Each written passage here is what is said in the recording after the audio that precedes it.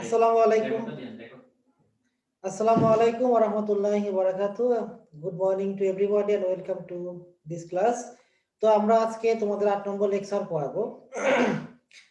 শুরুতে আমরা 8 নম্বর লেকচারের মধ্যে কি কি টপিকস আছে তোমাদেরকে জানিয়ে দিচ্ছি। Right form of verb, modals, perfective, September 1 1939 একটা কবিতা তোমাদের টেক্সট বুকের। তো আমরা একেবারে শুরু করব রাইট ফর্ম অফ ভার্ব দিয়ে।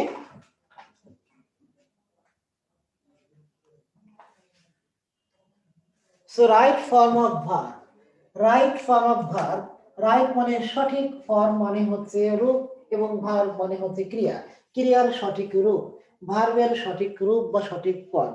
ভার্বের সঠিক রূপ কয়টা, সঠিক ফর্ম কয়টা সেটা আমাদেরকে আগে জানতে হবে। তো ভার্বের ফর্ম হচ্ছে 5টা। V1 মানে প্রেজেন্ট ফর্ম বা বেস ফর্ম। আমি আগেই বলে নিচ্ছি তোমাদেরকে, অনেকে তোমরা V1 V0 হাবি জাবি অনেকগুলো বিষয়ের মধ্যে তোমরা কনফিউশনে লেগে থাকো। আমি আসলে V1 বলতে বোঝাচ্ছি ভার্বের বেস ফর্ম, ভার্বের প্রেজেন্ট ফর্ম। আমি এই তিনটাকে সেম হিসেবে ইউজ করি। যেটাই V1 সেটাই বেস ফর্ম, সেটাই প্রেজেন্ট ফর্ম। অর্থাৎ তুমি ডিকশনারিতে সার্চ দিলে একটা ভার্বের মূল শব্দটা যেভাবে পাবা ওইটা হচ্ছে বেস ফর্ম, প্রেজেন্ট ফর্ম কিংবা V1। সো ভার্বের 5টা ফর্ম আছে, V1 V2 V3, ভার্বের আইএনজি ফর্ম এবং 2 প্লাস V1 ফর্ম। অর্থাৎ গো হচ্ছে V1, ওয়েন্ট হচ্ছে V2, গন হচ্ছে V3, গোয়িং হচ্ছে আইএনজি ফর্ম এবং টু গো এটা হচ্ছে 2 প্লাস V1 ফর্ম, যেটাকে আমরা ইনফিনিটিভ বলে থাকি। এই 5টি হচ্ছে ভার্বের ফর্ম। এখন এই 5টি ফর্ম থেকে এর বাইরে তোমরা কোনো ফর্ম খুঁজে পাবা না। এই 5টি ফর্মের মধ্যে হতে কোন ফর্মটা কোন জায়গায় আমরা ইউজ করব সেটাই হচ্ছে তোমাদেরকে জানিয়ে দেবে রাইট ফর্ম অফ ভার্ব নামে এই টপিকসটি। আসলে রাইট ফর্ম অফ ভার্ব নিয়ে কোনো আলাদা কোনো টপিকস নেই। প্রত্যেকটা গ্রামাটিক্যাল আইটেমের মধ্যেই কিছু রুলস রয়েছে রাইট ফর্ম অফ ভার্বের। অর্থাৎ ভার্বের ভার্বের এই 5টি ফর্মের মধ্যে কোন ফর্মটা আমরা কোন জায়গায় ইউজ করব সেটা নিয়ে বিভিন্ন টপিকস কিন্তু মন্তব্য করে। তোমরা নাউনের বেলায় পড়েছো আনকাউন্টেবল নাউনের পরে সিঙ্গুলার ভার্ব হবে, ফ্র্যাকশনের ক্ষেত্রে কিন্তু ভার্বের কথা বলেছো, প্রোনাউনের ক্ষেত্রে বলেছো ইনডিফিনাইট প্রোনাউন অর্থাৎ এভরিবডি এভরিথিং, এগুলোর পরে সিঙ্গুলার ভার্ব হবে। এমনি ভাবে কিন্তু তোমরা ভার্বের অনেকগুলো রুলস পড়ে এসেছো। আর টেন্স মানেই হচ্ছে রাইট ফর্ম অফ ভার্বের সবগুলো নিয়ম। অর্থাৎ আবার ন্যারেশনের ক্ষেত্রে আমরা পড়েছি যে ইনডিরেক্ট স্পিচটা চেঞ্জ করে পাস্ট ফর্ম দিতে হয়, অর্থাৎ ভার্বের এই পাস্ট ফর্ম হয়ে যায়। অর্থাৎ এই রাইট ফর্ম অফ ভার্বটা আসলে কোনো টপিকস না, এটা হচ্ছে সবগুলো টপিকস থেকে কিছু রুলস এর সমষ্টি। যে রুলস গুলো কোনো টপিকস এর মধ্যে পড়ে না সেগুলো আমরা আজকে পড়িয়ে দেব। অর্থাৎ রাইট ফর্ম অফ ভার্বের অনেকগুলো রুলস ইতিপূর্বে পড়ানো হয়ে গিয়েছে, সামনের দিনও পড়ানো হবে। যেগুলো আগে পড়ানো হয় নাই, যেগুলো পরে কোনো টপিকসে পড়ানো হবে না, সেইগুলো মূলত আজকে এখানে পড়াবো। অনেকে বলতে পারো যে রাইট ফর্ম অফ ভার্বের রুলস মাত্র এই কয়টা কেন, কারণ অনেকগুলো আগে পড়ানো হয়ে গিয়েছে, অনেকগুলো পরে পড়াবো, এজন্য আজকে এইগুলো পড়ানো হবে।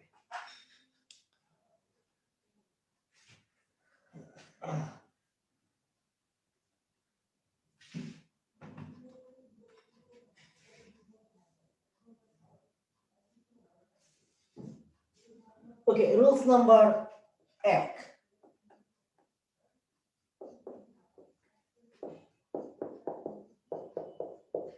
যে কোনো ভার্বের পরে সরাসরি ইনফিনিটিভ বসলেও এই নোর পরে কিন্তু সরাসরি ইনফিনিটিভ বসে না। নোর পরে একটা হাউ দিতে হয়, তারপরে ইনফিনিটিভ দিতে হয়। আবার বলছি যে একটা ভার্বের পরে সরাসরি ইনফিনিটিভ বসে কিন্তু নোর পরে বসে না। যেমন আমি খেতে চাই, এর ইংরেজি হবে আই ওয়ান্ট টু ইট, আমি খেতে চাই। আমার খাওয়া দরকার, এর ইংরেজি হবে আই নিড টু ইট, আমার খাওয়া দরকার। অর্থাৎ এই ভার্বের পরে আমরা দেখতে পাচ্ছি সরাসরি ইনফিনিটিভ হচ্ছে, 2 প্লাস V1 হচ্ছে, দুটাই কিন্তু কারেক্ট। আমি খেতে চাই, আমার খাওয়া দরকার। বাট যদি এইরকম থাকে যে আমি খেতে জানি, আমি খেতে জানি, তাহলে এইরকম ভাবে হওয়া উচিত ছিল আই নো টু ইট, আমি খেতে জানি। কিন্তু এটা হচ্ছে ভুল, কারণ নো হচ্ছে একটা স্পেশাল, একটা ডিফারেন্ট, একটা ভিআইপি, একটা ভার্ব যার পরে সরাসরি ইনফিনিটিভ দেওয়া যায় না, একটা হাউ দিতে হয়।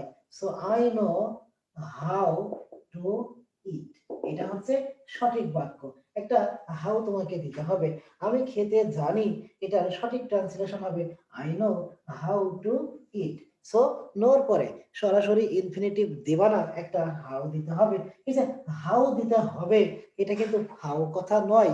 তুমি চাও কিংবা না চাও, যদি তুমি পরীক্ষার হলে নম্বরও পাও, তাহলে একটা হাউ তোমাকে হাউ মাউ খাও মনে করে হলেও কিন্তু দিতে হবে। তাহলে আমি প্রেম করতে জানি, এটা ট্রান্সলেশন কি হবে একটু বলো তো সবাই, খুব দ্রুত, ফাস্ট।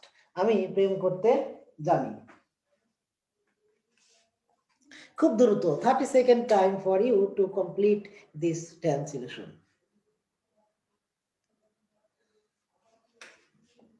আই নো, অবশ্যই নোর পরে একটা how. I know how to love, I know how to love. কিভাবে প্রেম করতে হয় আমি জানি না, এটা আসলে আমি প্রেম করতে জানি। এটা আমি দেখতে পাচ্ছি সুমাইয়া বলেছে আমি প্রেম করতে জানি, সাদিয়া বলেছে আমি প্রেম করতে জানি, জাকিয়া ফারজানা বড় করে বলেছে আমি অনেক বেশি প্রেম করতে জানি। ওরে বাবা, এরা তো সব লাভ এক্সপার্ট দেখি। মানে লজ্জা শরম থাকা উচিত মানুষের একটা, মানে স্যারের সাথে এইভাবে কেমনে বলে যে স্যার আমি প্রেম করতে জানি, প্রেম করতে জানি। আফরোজা লিখেছে আমি প্রেম করতে জানি, ফারহানা লিখেছে আমি প্রেম করতে জানি, তারেক লিখেছে আমি প্রেম করতে জানি, আচ্ছা সোমায়া লিখেছে প্রেম করতে জানি, জুয়েল হক পঞ্চগড়ি লিখেছে আমি প্রেম করতে জানি। ওরে বাবা, আহ, ন্যূনতম লজ্জা শরমও তোমাদের মধ্যে নেই, কি এগুলো আসলে। আচ্ছা আমার শিখাই দিও সবাই, ঠিক আছে?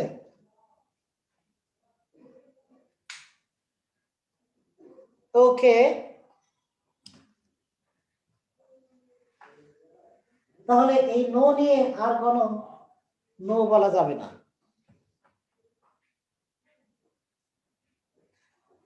তোমরা প্রেম করতে জানো আর আমি বিয়ে করতে জানি, I know how to marry and সকিনাকে ক্যারি, কিভাবে ক্যারি করতে হয় এবং কিভাবে ম্যারি করতে হয় সেটা জানি।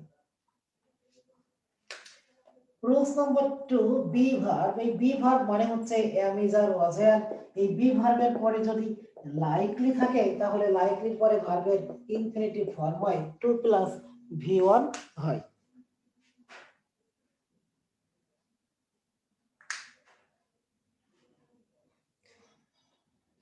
So be verb plus likely plus to plus V one. আমি কিন্তু আজকে বিবাহের ড্রেস পরে আছি বুঝছো, অনেকটা শেরওয়ানি কোয়ালিটির পাঞ্জাবি পরে আসছি। সো বিয়ে থাও করে ফেলতে পারি আজকে। বি ভার্ব এম ইজ আর ওয়াজ এর, এই এম ইজ আর ওয়াজ এর পরে যদি লাইকলি থাকে তাহলে তারপরে টু প্লাস ভি ওয়ান হবে। যেমন ইউ আর লাইকলি ড্যাশ,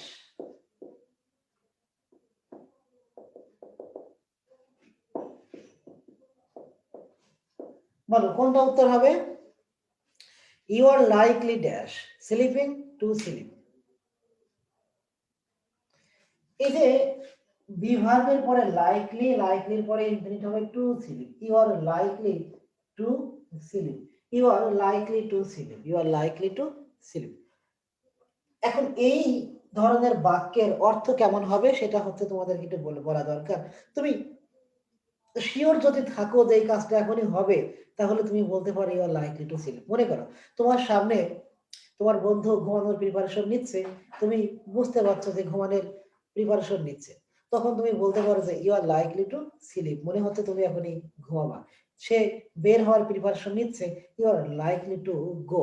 আমি মনে করো ক্লাস শেষ করে আমার ব্যাগটা কাঁধে নিয়ে আমি হাঁটার মতো একটা ভঙ্গি নিয়েছি, তখন এরা বলতে পারে you are likely to leave this room. এরকম।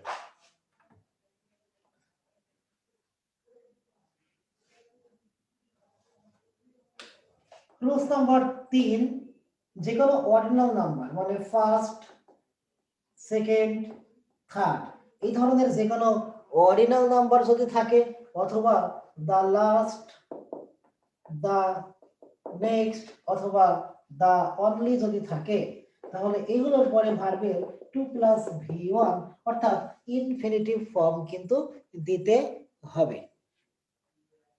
সো আমি বলতে পারি you are the third boy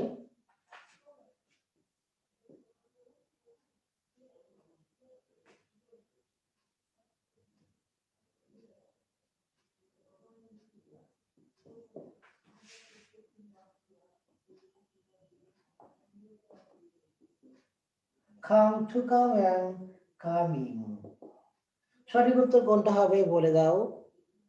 you are the third boy, third এখানে কি আছে third ordinal number, you are the third boy dash here. So এই ফার্স্ট সেকেন্ড থার্ড এরকম ordinal number যদি থাকে তাহলে সবাই যেন তাকে ইনফিনিটিভ বলে ডাকে এবং মনের মধ্যে একটু যত্ন করে রাখে।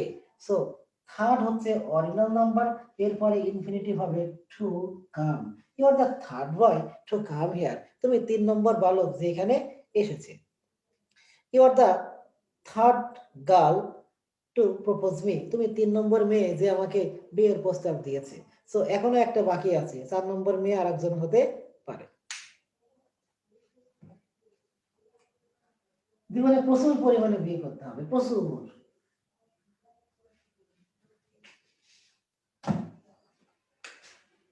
রুলস নাম্বার 4, কিছু অ্যাডজেক্টিভ আছে যে অ্যাডজেক্টিভ গুলোর পরে ইনফিনিটিভ বসে। ইনফিনিটিভ মানে কি টু প্লাস V1। আমরা এখন তোমাদেরকে দেখাচ্ছি যে টু প্লাস V1 আমরা কোন কোন জায়গায় ইউজ করব।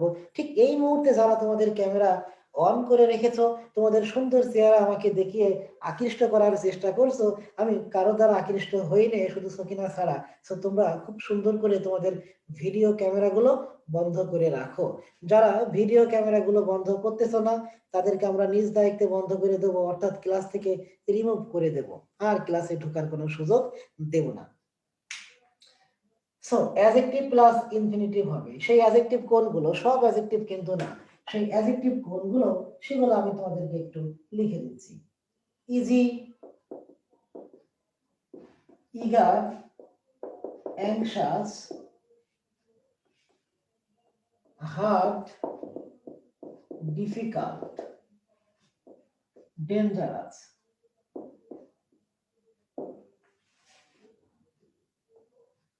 Common, prepared, pleased, strange। তো এরকম কিছু অ্যাডজেক্টিভ আছে যে অ্যাডজেক্টিভ গুলোর পরে তোমরা কি দিবা, তোমরা ইনফিনিটিভ দিবা। এই অ্যাডজেক্টিভ গুলোর পরে তোমরা ইনফিনিটিভ দিবা। সো আমি যদি বলি ইট ইজ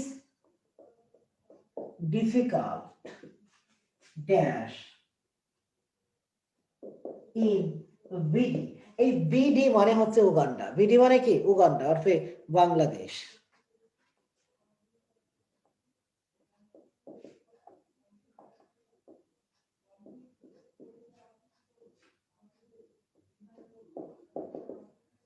সঠিক উত্তরটি বলে দাও এবং একটি আইসক্রিম জিতে নাও। সঠিক উত্তরটি বলে আমার পিছু পিছু চলে আইসক্রিম নিয়ে নাও।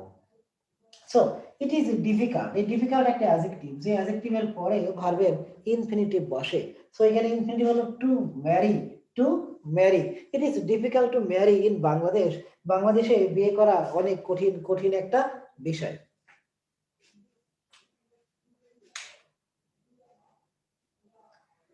এখানে বিয়ে করতে গেলে তোমাকে একই সাথে পরহেজগার হতে হবে, ইমানদার, একই সাথে চাকরিজীবী হতে হবে, একই সাথে সালমান খান হতে হবে। পাত্রীপক্ষ সবসময় একই সাথে হাইলি ইমানদার, পরহেজগার, সালমান খান এবং চাকরিজীবী খোঁজে, আর পাত্রপক্ষ সবসময় পরহেজগার, ইমানদার, ক্যাটরিনা কাইফ খোঁজে। এই দুই পক্ষের চাহিদার রোষানলে পড়ে ছোট ছোট মাসুম বাচ্চাদের জীবনটা বিষিয়ে ওঠে এবং তারা বিয়ে করতে পারে না। বিয়ে করে 35 বছরে যখন যে কারণে বিয়ে সেটা তাদের মধ্যে আর থাকে না, জাস্ট রুটিন মাফিক হাজিরা দেওয়ার জন্য বিয়ে করে। তোমাদেরকে বলে দিচ্ছি, যারা 30 বছরের পরে 33-34 বছর বয়সে বিয়ে করবে, ওগুলো বিয়ে হবে না, ওটা জাস্ট হাজিরা দেওয়া হবে। এবং যে সমস্ত মেয়েরা এই ধরনের 33-34 বছরের ছেলে পাবে, তারা হচ্ছে জাস্ট শুধু একটা হাজবেন্ড হিসেবে খাতায় নাম পাবে, আর কিছুই পাবে না। অর্থাৎ বিয়ে যে কারণে করা, সেই কারণে 35 বছরের পরে বিয়ে করলে খাবে আচ্ছা রকম ধরা, তখন পরকীয়া ছড়িয়ে যাবে। ঠিক আছে? এই জন্য বিয়ে করবা 20-এর আশপাশে, 18 থেকে 21 বছরের মধ্যে ছেলে এবং মেয়েরা বিয়ে করে ফেলবা।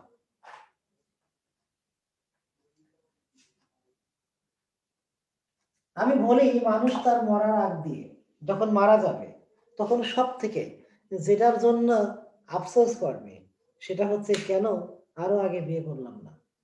25 বছরের উপরে যারা বিয়ে করবে তারা খুব বড় রকমের আফসোস করবে, 22 বছরের পরে বিয়ে করলেও আফসোস করবে। তবে হ্যাঁ, আমিও একটু বয়স করে বিয়ে করেছি, বলতে হচ্ছে 25 প্লাসে যে বিয়ে করেছি। আমি আমি আমি ভুল করেছি, এটা তোমাদেরকে আমি তো এখনো বিয়ে করিনি, আমি তো চিরকুমার সংঘের সভাপতি, কি বলে আমি এটা আন্দাজে চক্ষু, আস্তাগফিরুল্লাহ। আমি বিয়ের প্রিপারেশন নিচ্ছি, ঠিক আছে, তোমরা আমার সাথে নিও। এরপরে 5 নম্বর rules.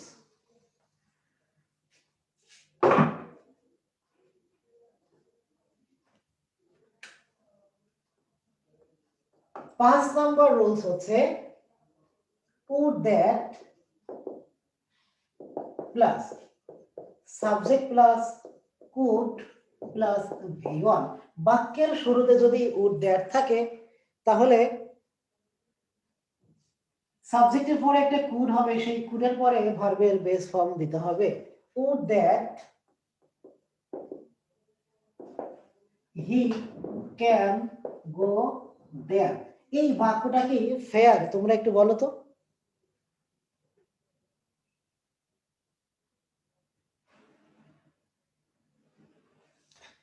would that he can go there, এই বাক্যটা কি হালাল নাকি হারাম? হালাল নাকি হারাম, জায়েজ নাকি নাজায়েজ, সেটা একটু বলে দাও। অবশ্য এটা হারাম, জালিকাল হারাম লা রাইবা ফি, এই বাক্যটা অবশ্যই হারাম, এতে কোনো সন্দেহ নেই। So would that he can go there, এই ক্যানের জায়গায় দিতে হবে কুড। কি দিতে হবে? কুড দিতে হবে। এই ক্যান থাকলে হবে না, কুড দিতে হবে। সো এই যে উড দ্যাট, এটা থাকার কারণে এই সাবজেক্টের পরে ক্যান হবে না, কুড হবে। So would that he could go there, তাহলে তোমার বাক্যটা হবে fair. So you have to care this sentence. তাহলে তুমি যদি এই ধরনের বাক্য পরীক্ষায় থাকে উড দ্যাট হি ক্যান গো দেয়ার, এবং তুমি যদি এই বাক্য থেকে মার্ক পেতে চাও, তাহলে অ্যাজ এ ম্যান সব ধরনের ধ্যান বাদ দিয়ে এই ক্যানকে ব্যান করে ভালো একটা মুড নিয়ে তুমি কুড দিবা, তাহলে গুড একটা মার্ক পেয়ে যাবা। আর বাক্যের অর্থটা হবে উড দ্যাট মানে সম্ভবত, সম্ভবত সে সেখানে যেতে পারত, সম্ভবত সে সেখানে যেতে কি পারত। আবার বলি, এই ধরনের বাক্য পরীক্ষায় থাকলে তুমি একজন ম্যান হিসেবে তোমার অন্য ধ্যানগুলো বাদ দিয়ে এই ক্যানকে ধরে ব্যান করে ভালো একটা মুড নিয়ে কুড দিবা, তাহলে গুড একটা মার্ক পেয়ে যাবা।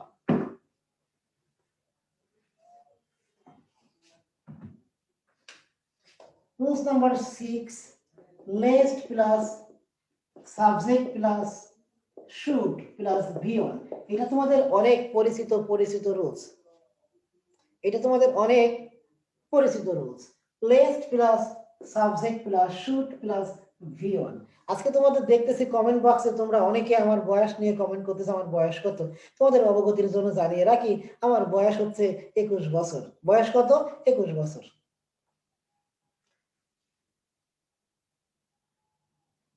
Least subject plus should plus V1। এই লেস্ট মানে হচ্ছে নইলে, লেস্ট মানে কি নইলে।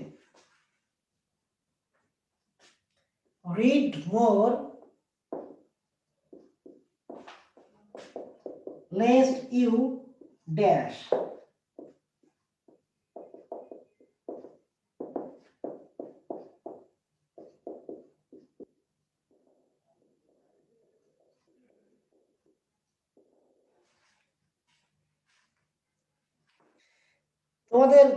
তোমাদের কি তোমাদের ইমান এত দুর্বল কেন? আমি বললাম 21 বছর বয়স, আর তোমাদের সবাই কারো বিশ্বাস হচ্ছে না। আমার মনের বয়স 21 বছর। শারীরিক বয়স, অ্যাকচুয়াল বয়স যত কিছু হয় হোক, কোনো সমস্যা না। আমার মনের বয়স কত? 21। আমি 21 বছরের ইয়াং তরুণ মনে করি নিজেকে। আমার চলাফেরা, কথাবার্তা দেখছো না তোমরা? আমার কি বৃদ্ধদের মতো কথাবার্তা মনে হয় আমার? Read more lest you dash, lest you dash. তো এই যে লেস্ট আছে, লেস্ট থাকার কারণে এটা শুড হবে। So read more lest you should fail. বেশি করে পড়ো নইলে তুমি ফেল করবে। বেশি করে পড়ো নইলে তুমি ফেল করবে।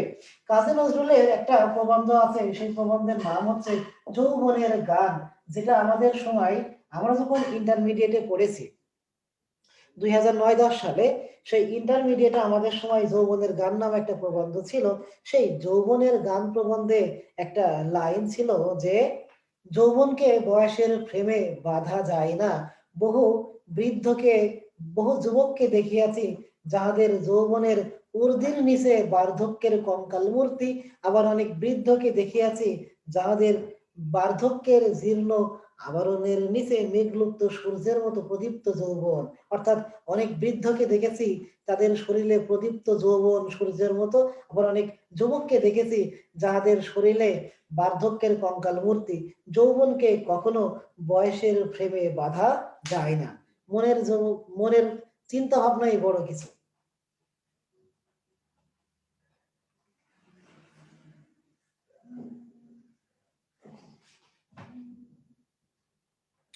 এরপরে রুলস নাম্বার 7।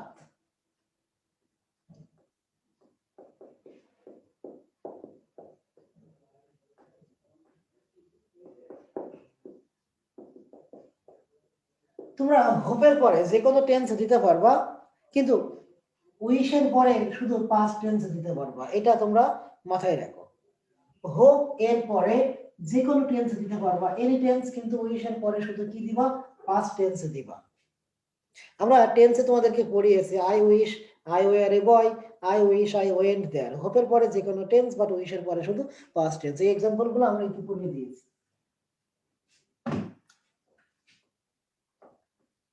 সিন্স, এবং এই সিন্সটা হলো কনজাংশন।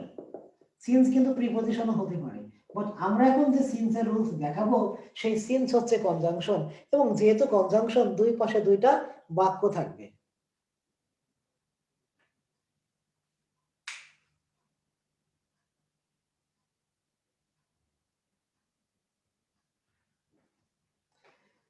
সো এই সিন্স কিন্তু কনজাংশন। সিন্সের এপাশে একটা বাক্য হবে, এপাশে একটা বাক্য হবে। সো দুটো বাক্য দুটো টেন্সে হবে।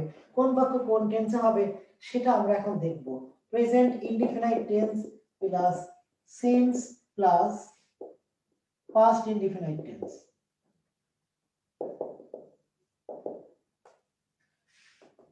Present perfect plus since plus past indefinite tense.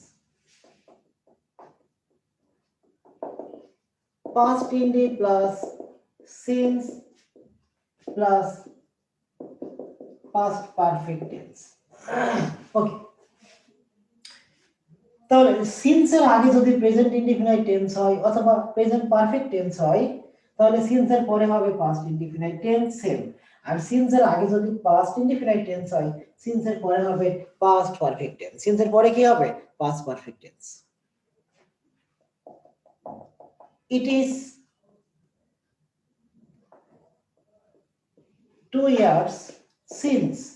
খেয়াল করে দেখো, এই সিন্স এর আগে ইট is 2 years, present indefinite tense. তাহলে এই পাশে ভার্বের V2 হবে মেট, I met you.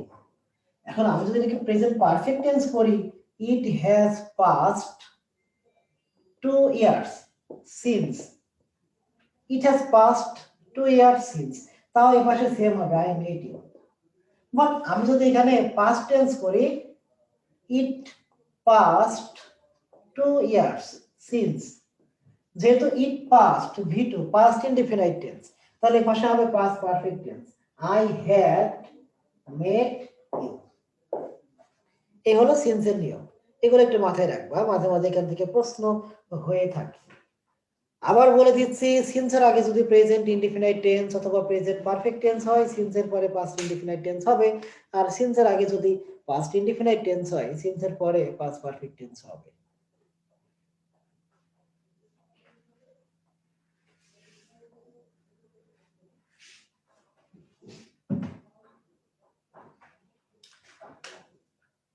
Rules number 9, no sooner plus had plus subject plus V3 plus dot dot plus then plus subject plus V2। অনেক বড় একটা স্ট্রাকচার দেখে ভয় পাওয়ার কোনো দরকার নেই। No sooner plus had plus subject plus V3। আচ্ছা, এই বাক্যগুলোর অর্থ জানতে চেয়েছে Joy Das.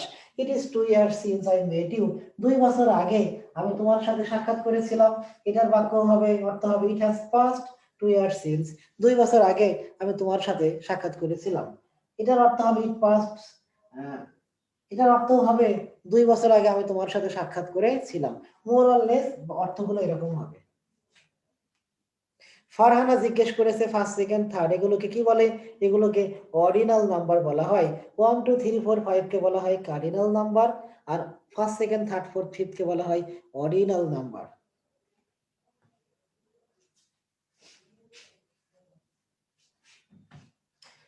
So no sooner এর পরে একটা হেড হবে, হেডের পরে সাবজেক্ট হবে, তারপরে ভার্বের V3 হবে, এরপরে ডট ডট মানে কিছু থাকতেও পারে নাও পারে, এরপরে দেন হবে, তারপরে সাবজেক্ট, তারপরে V2। স্কার্সলি হলে সব ঠিক থাকবে, শুধু এই দেনের জায়গায় হয়ে হবে। আমি যদি স্কার্সলি নো সুনারের জায়গায় হার্ডলি দিই, সব ঠিক থাকবে, শুধু দেনের জায়গায় হয়ে হবে অথবা বিফোর হবে। অর্থাৎ এই তিনটা স্ট্রাকচারই সেম, শুধু নো সোনার হলে মাঝখানে দেন, স্কার্সলি হলে মাঝখানে হোয়েন, হার্ডলি হলে মাঝখানে হোয়েন অথবা বিফোর একটা দিলেই হবে। তিনটা স্ট্রাকচারের অর্থই সেম হবে, অর্থগত কোনো পার্থক্য হবে না, সেম অর্থ হবে।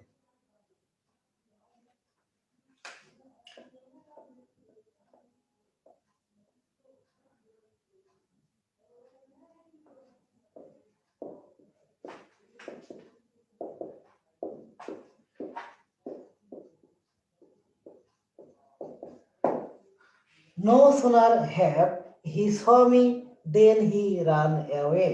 এই বাক্যের মধ্যে কতটি ভুল আছে তোমরা একটু খুঁজে বের করো, কতটি ভুল আছে খুঁজে বের করো।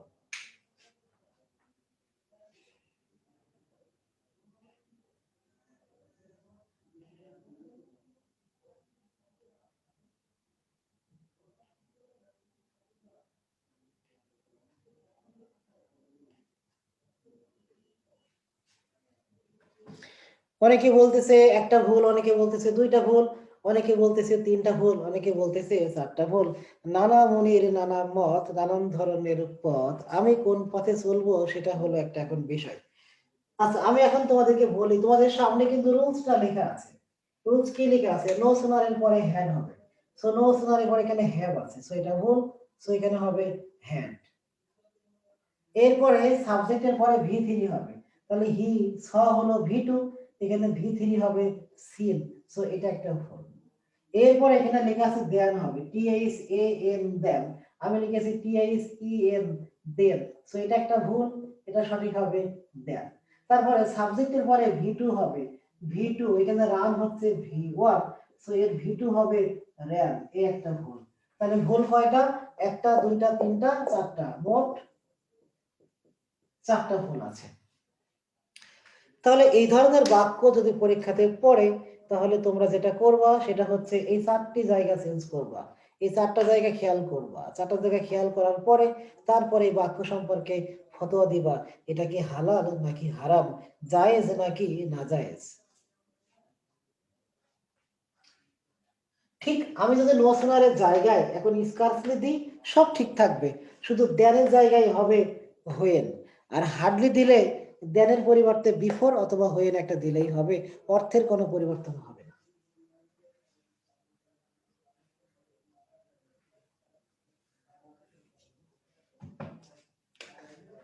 দশ, 11, 12 এই রুলস গুলো হচ্ছে 10 স্টার। তোমাদের লেকচার শিটের শুরু থেকে প্রথম লেকচার থেকে 13 নম্বর লেকচার, এই সবগুলো লেকচারের মধ্যে 200, 300, 400 রুলস এর মধ্যে সব থেকে গুরুত্বপূর্ণ রুলস গুলো হচ্ছে 10, 11, 12। 10, 11, 12 খুব মনোযোগ দিয়ে সবাই দেখো, বুঝতে না পারলে বইলো, কিন্তু খুবই সহজ। রুলস নম্বর 10,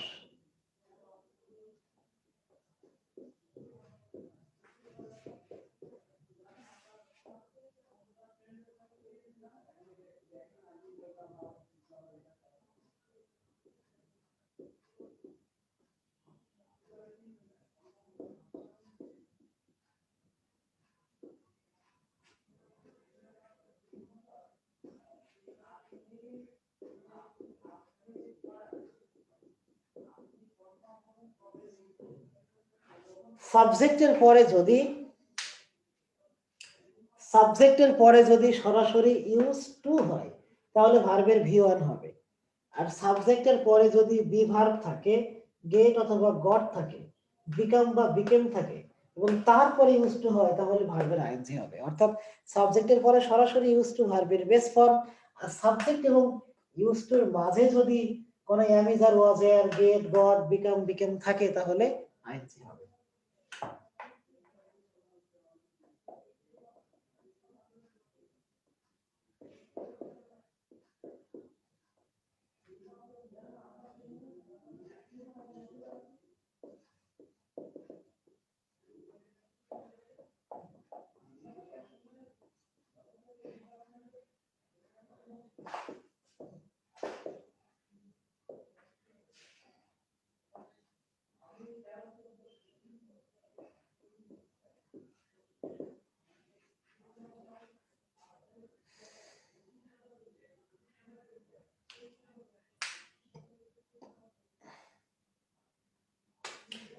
এক নম্বর বাক্যে আই ইউজ টু, আই এর পরে সরাসরি ইউজ টু তাহলে গো হবে। 2 নম্বর বাক্যে আই এবং ইউজ টুর মাঝখানে একটা এম আছে, আই এবং ইউজ টুর মাঝখানে এম, তাহলে সঠিক উত্তর হবে গোয়িং। এগুলোই কিন্তু পরীক্ষাতে আসবে, তোমাদেরকে পারতে হবে। ওকে, মুছে দিলাম।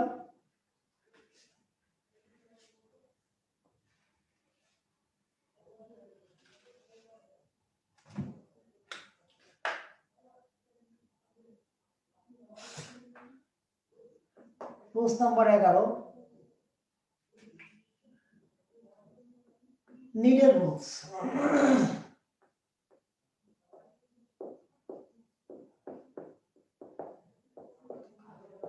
ব্যক্তিবাচক সাবজেক্ট হলে, ব্যক্তিবাচক সাবজেক্ট যদি হয়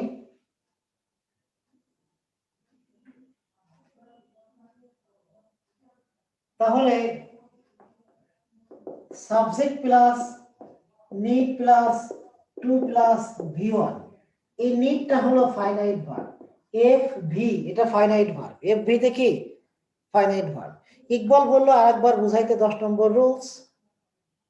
10 নম্বর রুলস আমি বলেছি সাবজেক্টের পরে যদি সরাসরি ইউজ টু হয় তাহলে ভার্বের বেস ফর্ম হবে, আর সাবজেক্টের পরে যদি সরাসরি ইউজ টু না এসে তার আগে এম ইজ আর ওয়াজ এর বা বি ভার্ব আসে, গেট আসে, বিকাম আসে, তাহলে ভার্বের আইএনজি হবে। অর্থাৎ সাবজেক্টের পরে সরাসরি ইউজ টু, তারপরে বেস ফর্ম, সাবজেক্টের পরে যদি বি ভার্ব, গেট, গট থাকে, তারপরে ইউজ টু, তারপরে ভার্বের আইএনজি। সো ব্যক্তিবাচক সাবজেক্ট হলে এই সাবজেক্টটা অবশ্যই ব্যক্তিবাচক হবে, তারপরে নিড যদি ফাইনাইট ভার্ব হিসেবে আসে তাহলে এরপরে টু প্লাস ভি1 হবে। I need to go there, এই নিড হচ্ছে ফাইনাইট ভার্ব আর টু গো হচ্ছে নন ফাইনাইট ভার্ব অর্থাৎ ইনফিনিটিভ। বাট সাবজেক্টের পরে যদি নিড নট থাকে তাহলে এই নিড নটকে আমরা বলবো মোডাল, নিড নটকে আমরা কি বলবো মোডাল। তাহলে এরপরে V1 হবে, এই V1টা হচ্ছে ফাইনাইট ভার্ব।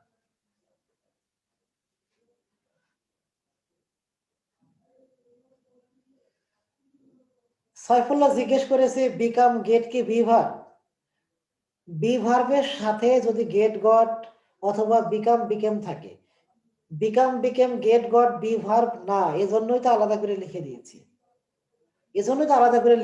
যে বি ভার্ব হইলেও আইএনজি, বি ভার্বের জায়গায় যদি গেট গট বিকাম বিকেম থাকে তাও আইএনজি। সাবজেক্টের পরে যদি নিড নট থাকে, এই নিড নটটাকে আমরা বলবো মোডাল, এরপরে ভার্বের V1 হবে, সেটা হলো ফাইনাইট ভার্ব। যেমন আই নিড নট, এই নিড নটটা হলো মোডাল। এখন হবে গো, গো দেয়ার, এই গোটা হচ্ছে ফাইনাইট ভার্ব, এই গোটা কি ফাইনাইট ভার্ব।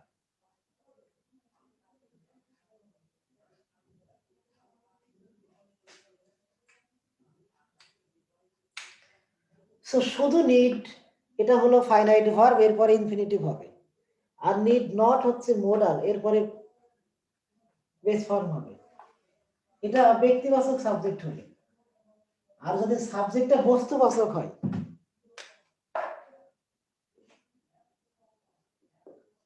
বস্তুবাচক সাবজেক্ট হলে, তাহলে সাবজেক্ট, এই সাবজেক্টটা অবশ্যই বস্তু প্লাস নিড, এই নিডটা ফাইনাইট ভার্ব হবে প্লাস, এরপরে আমরা ভার্বের আইএনজি দিতে পারি অথবা two plus B plus V3 দিতে পারি, যে কোনো একটা দিলেই হবে। আবার বলছি, সাবজেক্ট যদি বস্তুবাচক হয়, এরপরে নিড যদি ফাইনাইট ভার্ব হয়, তাহলে তারপরে ভার্বের আইএনজি দিলেও বাক্য সঠিক, অথবা two plus B plus V3 দিলেও বাক্যটা সঠিক। যেমন মাই শার্ট নিডস ড্যাশ, এই নিডটা ফাইনাইট ভার্ব। ক্লিনিং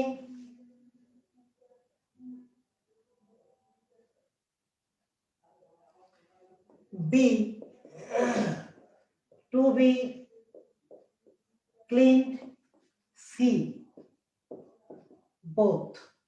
কি উত্তর হবে বলো? এখানে মাই শার্টটা হলো বস্তুবাচক সাবজেক্ট এবং নিডটা হলো ফাইনাইট ভার্ব, তাহলে এরপরে ক্লিনিং দিলেও কারেক্ট, টু বি ক্লিন দিলেও কারেক্ট, তাহলে both A and B correct. তো সঠিক উত্তর হবে সি।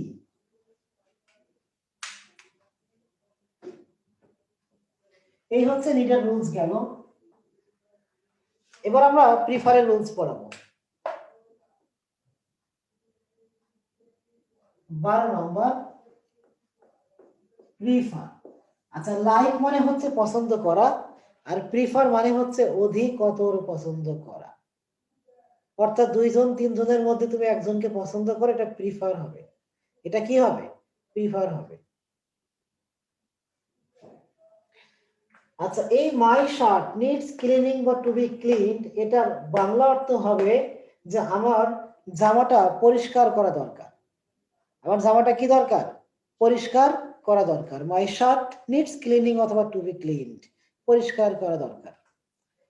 তাহলে আমি বলছি লাইক মানে পছন্দ করা, কিন্তু প্রিফার মানে অধিকতর পছন্দ করা। দুইজন তিনজনের মধ্যে তুমি একজনকে কি করো?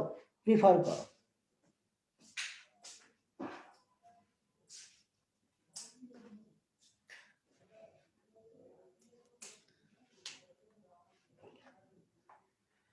সো যখন তুমি একাধিক অপশনের মধ্য থেকে একটাকে পছন্দ করে নিবা, তখন লাইক দিতে পারবা না, প্রিফার দিতে হবে।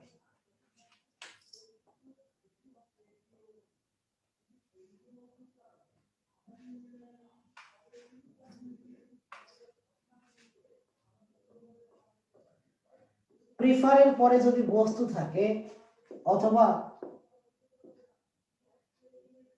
যদি বস্তু থাকে তাহলে টু হবে, তারপরেও বস্তু হবে। অর্থাৎ বস্তু হলে দুপাশেই বস্তু হবে, মাঝখানে টু হবে।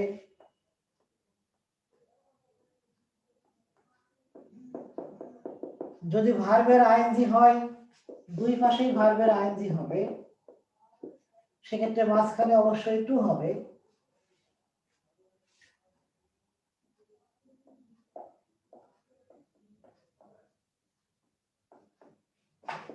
যদি টু প্লাস V1 হয়, এ পাশে হবে শুধু V1, সেক্ষেত্রে মাঝখানে হবে rather than.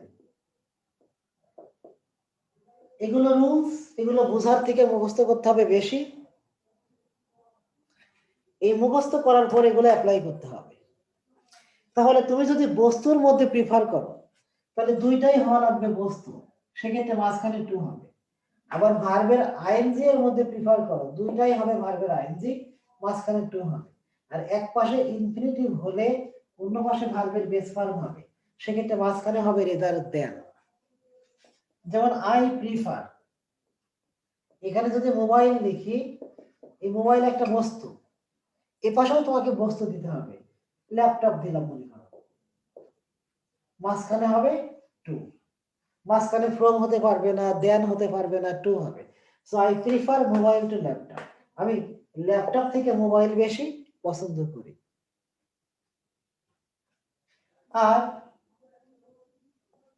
I prefer reading, রিডিংটা কি ভার্বের আইএনজি, এ পাশে আইএনজি হলে এ পাশেও আইএনজি হবে, মনে করো রাইটিং, মাঝখানে হবে to. So I prefer reading to writing, আমি লেখার থেকে পড়া বেশি পছন্দ করি। মনে করো তুমি রিডিংটাকে ইনফিনিটিভ করবা, টু রিড। সো এখানে টু রিড দিলে এই পাশে ভার্বের বেস ফর্ম হবে রাইট, সেক্ষেত্রে মাঝখানে আর টু হবে না, মাঝখানে হবে রেদা দেন। অর্থ ঠিক থাকবে, আমি লেখা থেকে পড়া বেশি পছন্দ করি।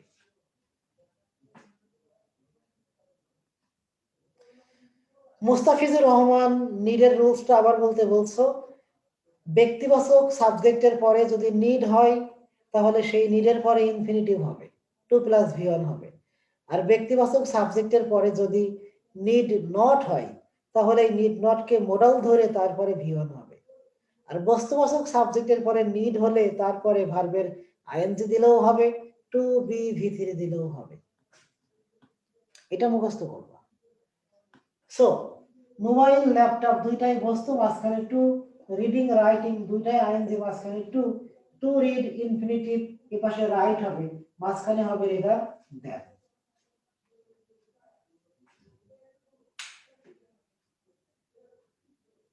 সো আমাদের প্রিফারের রুল শেষ। তাহলে আমাদের মোস্ট ইম্পর্টেন্ট তিনটা রুল শেষ, নিড, প্রিফার এবং ইউজ টু।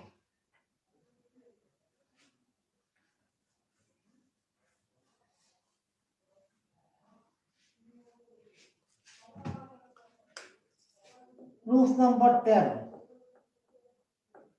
সাবজেক্ট প্লাস কিছু ভার্ব আছে যেগুলোর পরে টু প্লাস V1 হয়।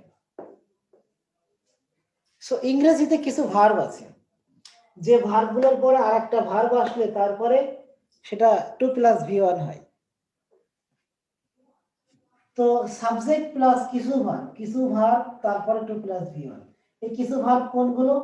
এগুলো মনে করো এগ্রি, এটা একবারে মুখস্থ করতে হবে। কি করতে হবে? মুখস্থ। এই ভার্বের লিস্ট তোমাদের মুখস্থ করতে হবে। Agree, arrange, appear, plan, pretend, এইরকম কিছু ভার্ব আছে। এই ভার্বের লিস্টটা তোমরা মুখস্থ করবা। সাইফুল্লাহ রুলস 12 নম্বর রুলসটা আবার রিপিট করতে বললো। 12 নম্বর রুলস হচ্ছে প্রিফার। তো প্রিফারটা হবে হয় দুইটা বস্তুর মধ্যে হইলে দুইটাই বস্তু হবে, ব্যক্তির সাথে বস্তুর প্রিফার হবে না। সো দুইটা বস্তুর মধ্যে প্রিফার করলে মাঝখানে টু, দুইটা আইএনজি যুক্ত ভার্বের মধ্যে প্রিফার করলে মাঝখানে টু, আর এক পাশে ইনফিনিটিভ হলে অন্য পাশে ভার্বের বেস ফর্ম হবে, মাঝখানে হবে রেদার দেন। এই কথাগুলো তুমি মুখস্থ করবা, মুখস্থ করলেই বুঝে যাবে।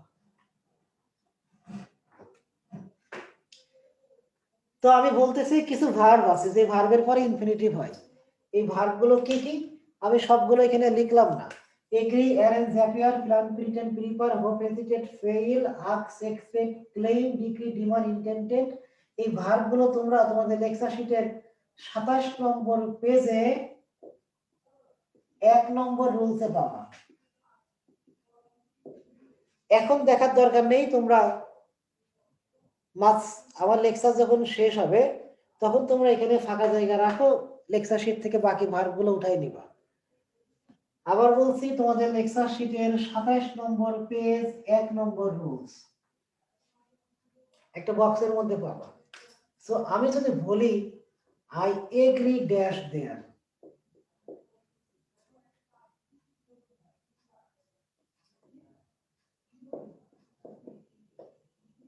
কি হবে উত্তর বলো তো? I agree dash there going হবে নাকি টু গো হবে? এই এগ্রির পরে ইনফিনিটিভ হয়, সো টু গো হবে। রুলস নাম্বার 14,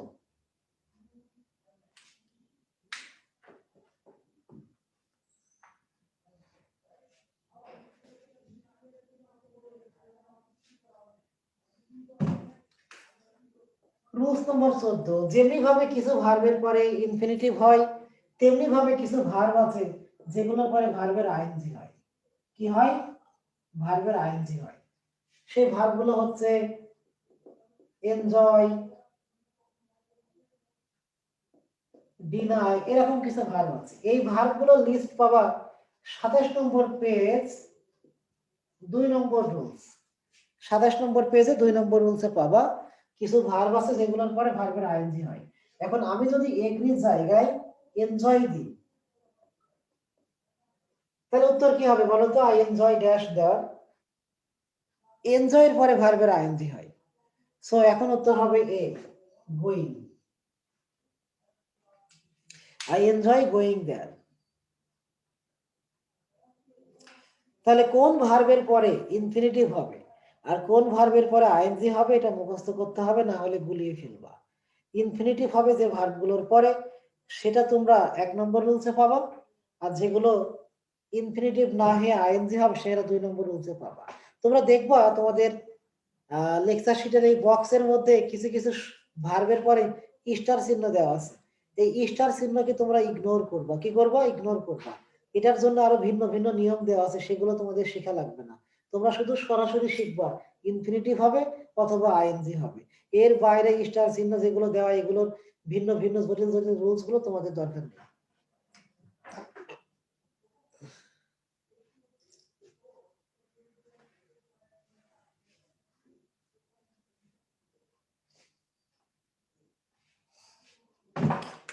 সাবজেক্টের পরে কিছু ফ্রেজ আছে। কি আছে? ফ্রেজ। যে ফ্রেজের পরে ভার্বের আইএনজি হয় এই ফ্রেজ গুলোর লিস্ট তোমরা পাবা 27 নম্বর পেজের 3 নম্বর রুলস। তোমাদের লেকচার শিটের 27 নম্বর পেজের 3 নম্বর রুলসে পাবা, ডান দিকের কলামের উপরের দিকের বক্সে বলে দিলাম সবকিছু। ফ্রেজ গুলো হচ্ছে, আমি কিছু লিখে দিচ্ছি গুরুত্বপূর্ণ গুলো। উইথ এ ভিউ টু,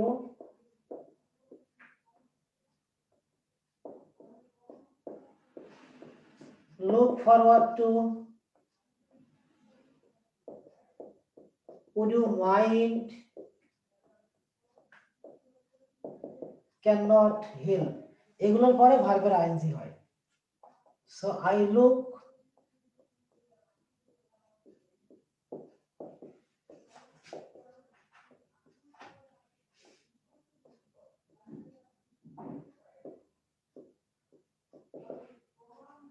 কি হবে উত্তর? I look forward to dash there. I look forward to, এই look forward to পরে ভার্বের আইএনজি হয়, সো গোয়িং হবে। I look forward to going there। খুবই খুবই গুরুত্বপূর্ণ রুলস এটা, খুবই গুরুত্বপূর্ণ। 10 স্টার, খুবই গুরুত্বপূর্ণ, অনেক বেশি পরীক্ষায় প্রশ্ন হয় এখান থেকে।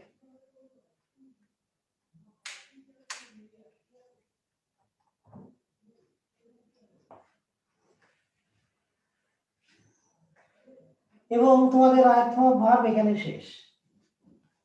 রাইট ফর্ম অফ ভার্ব যেহেতু শেষ, আমরা এখন শুরু করব মোডাল। কি শুরু করব? Modal.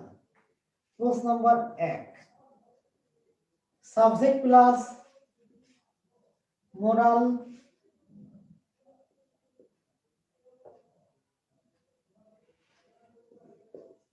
Auxiliary verb plus V1। সাবজেক্টের পরে যদি মোডাল অক্সিলারি ভার্ব হয় তাহলে তারপরে ভার্বের বেস ফর্ম হবে। এই মোডাল গুলো কি কি লিখে দিচ্ছি। May, might, can, could, shall, should, will, would, must, ought to, used to। ought to মানেও কিন্তু উচিত, অনেকে ought to মানে জানে না, ought to মানেও কিন্তু উচিত বোঝায়। have to,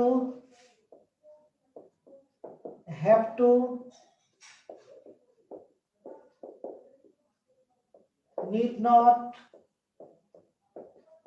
dare not, এগুলোকে বলা হয় modal auxiliary verb. May, might, can, could, shall, should, will, would, need not, dare not, ought to, used to, have to এবং মাস্ট, এগুলোকে বলা হয় মোডাল অক্সিলারি ভার্ব। এই মোডাল অক্সিলারি ভার্বগুলোর পরে সবসময় ভার্বের বেস ফর্ম হবে।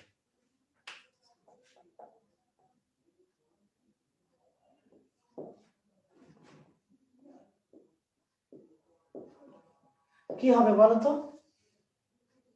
হি মে ড্যাশ, হি মে ড্যাশ, গো হবে না গোজ হবে?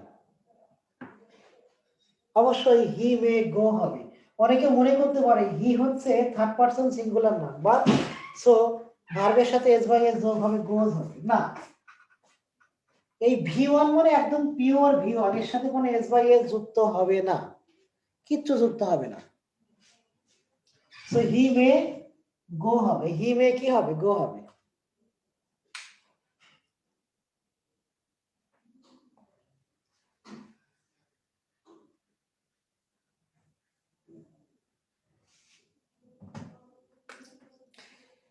ফাহমিদুল জিজ্ঞেস করেছে ডেয়ার নট অর্থ কি? ডেয়ার মানে সাহস করা, আর ডেয়ার নট মানে সাহস করে না। I dare not go there, সেখানে যেতে আমি সাহস করি না। I dare to go there, আমি সেখানে যেতে সাহস করি।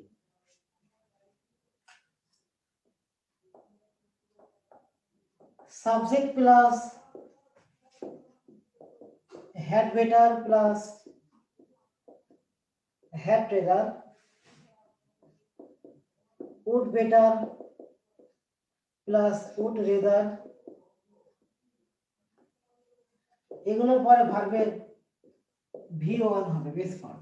Had better, had rather, would better, would rather, এগুলোর অর্থ হচ্ছে উত্তম কিছু বোঝায়। আমার সেখানে যাওয়া উত্তম ছিল, উত্তম, এরকম কিছু বোঝায়।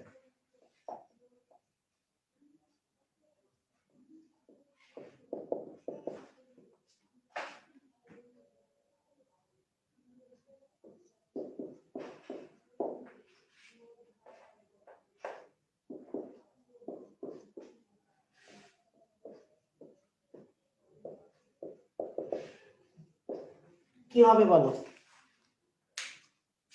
ইউ হ্যাড বেটার ড্যাশ দেয়ার।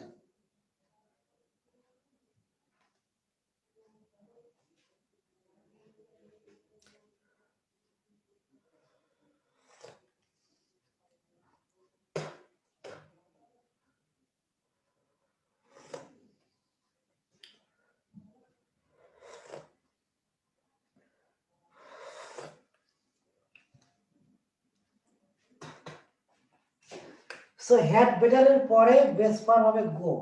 এর বাংলা অর্থ হবে তোমার সেখানে যাওয়া উচিত, উত্তম ছিল। You had better go there, তোমার সেখানে যাওয়া উত্তম, তোমার সেখানে যাওয়া উত্তম।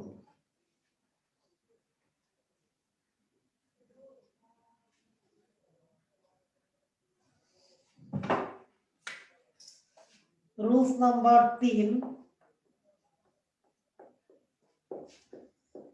Would rather.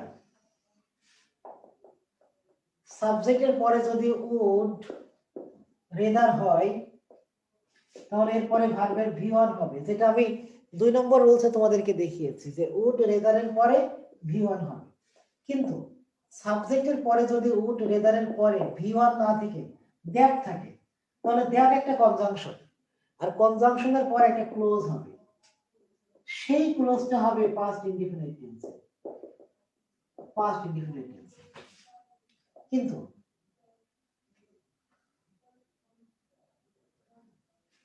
So subject plus would rather plus V1, যেমন I would rather go there, এটা হবে I would rather go there. Would রেদারের পরে সরাসরি ভার্ব হলে বেস ফর্ম।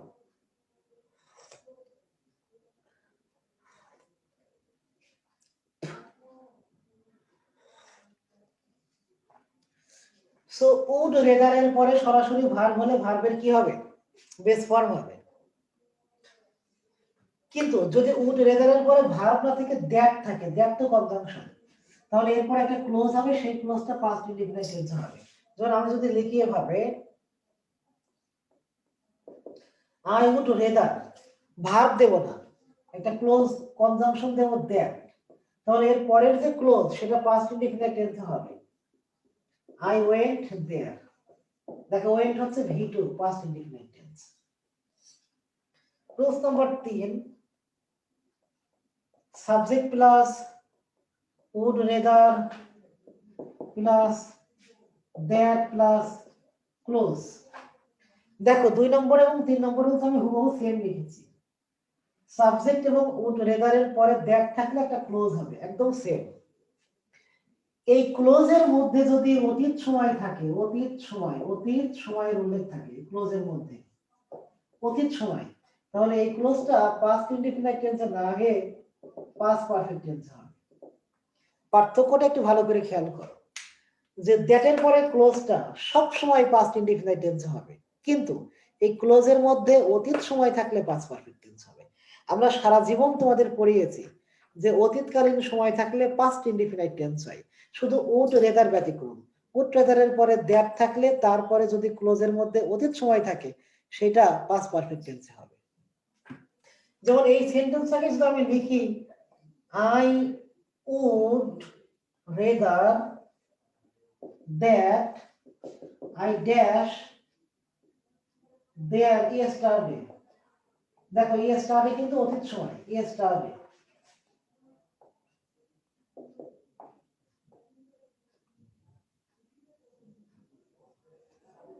কি হবে বলো?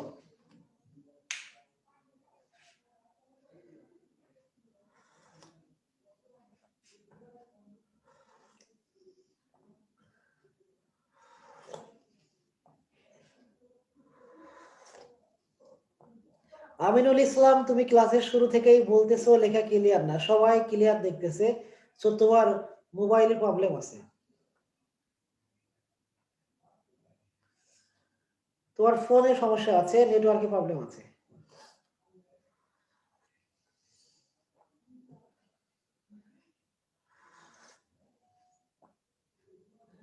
মিসবা জিজ্ঞেস করেছে দ্যাটের আগে ভার্ব কোথায়, এটাই সিস্টেম, এটার প্যাটার্ন এরকম।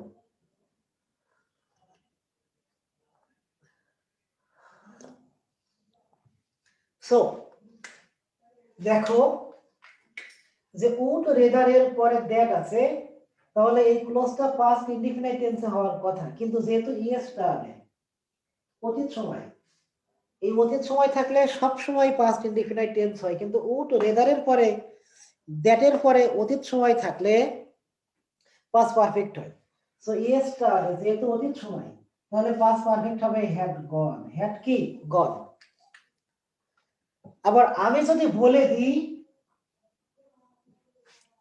যে এই দেয়ার এর পরে ফুল স্টপ, দেয়ার এর পরে ফুল স্টপ, কোনো ইয়েস্টারডে নেই, তাহলে এখন কি হবে?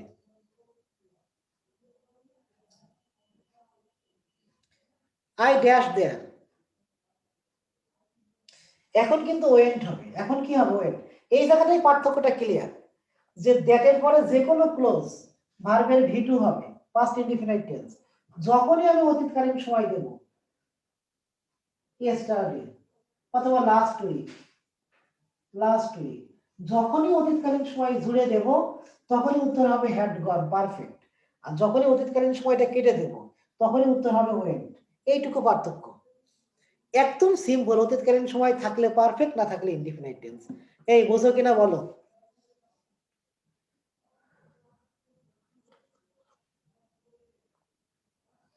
বুঝছাও?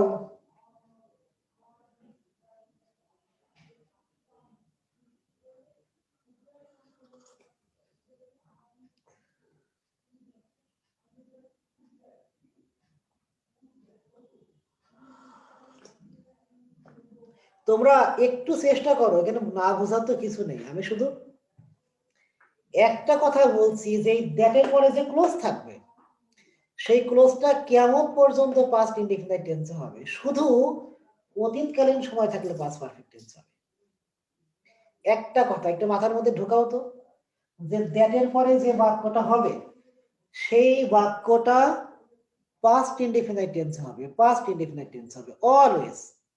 বাট যদি এই বাক্যের মধ্যে অতীতকালীন কোনো সময় থাকে, last week, previous day, yesterday, ago, once upon a time, এইরকম অতীতকালীন কোনো সময়ের উল্লেখ থাকে, তাহলে পাস্ট পারফেক্ট টেন্স হবে। এইটুকু পার্থক্য খেয়াল করবা, যে অতীতকালীন সময় আছে কিনা, না থাকলে ভি টু, আর থাকলে হ্যাড প্লাস ভি থ্রি। এবার বলো বুঝছো কিনা তোমরা যারা বোঝো নাই?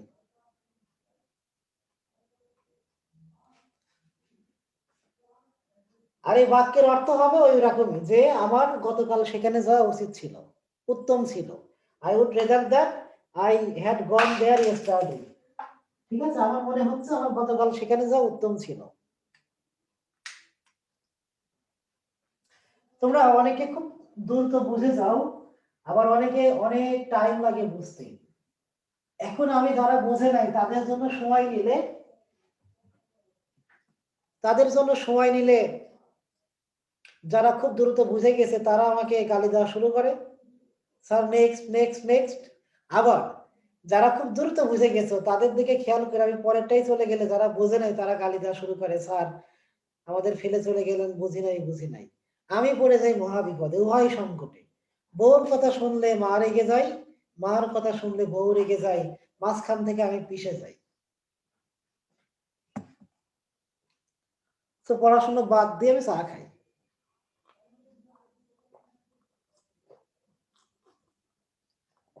শেষ।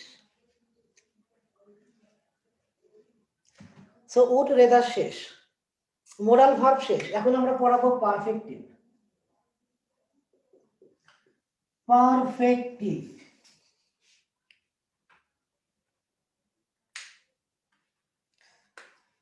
পারফেক্টিভ পড়াবো। তোমরা বলো তো কোন টেন্স এটা?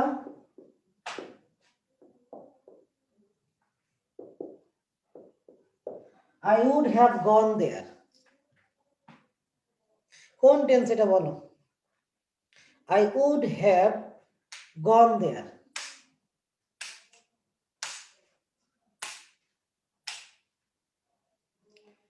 আচ্ছা, যেহেতু মনে করো যে গন হলো ভি থ্রি আর ভি থ্রি হচ্ছে পারফেক্ট টেন্সে হয়, এটা তো শিওর। এখন তুমি যদি বলো প্রেজেন্ট পারফেক্ট, তাহলে প্রেজেন্ট পারফেক্ট তো উড হয় না, সো প্রেজেন্ট পারফেক্ট বলা যায় না। যদি বলো পাস্ট পারফেক্টে হ্যাভ হয় না, হ্যাড হয়। যদি বলো ফিউচার পারফেক্ট এখানে শ্যাল অথবা উইল হয়। তাহলে দেখা যাচ্ছে এটা পারফেক্ট টেন্স, কিন্তু কোনো পারফেক্ট টেন্সে পিওর ভাবে পড়ে না। তখন এটাকে কি বলা যায়? তখন কর্তৃপক্ষ বলল কোনো পারফেক্টে ফেলার দরকার নেই, এটার নাম হলো পারফেক্টিভ। এটার নাম কি? পারফেক্টিভ। ওই পারফেক্টের মধ্যেই আছে পারফেক্টিভ। সো পারফেক্টিভের গঠন প্রণালী কি? Modal plus have plus V three. এটা হলো পারফেক্টিভের গঠন, modal plus have plus V three.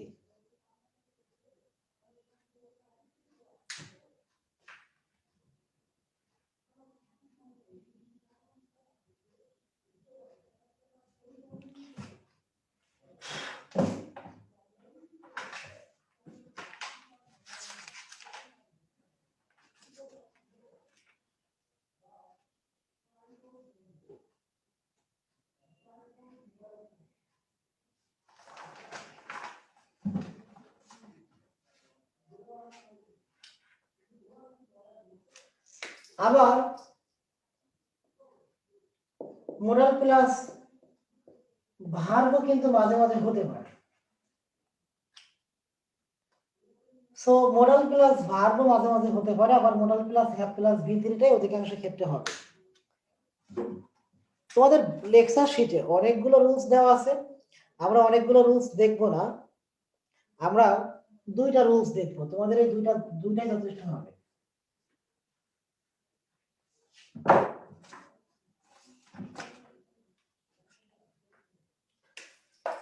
প্রশ্ন নম্বর 1, must plus have plus V three. Must plus have plus V three.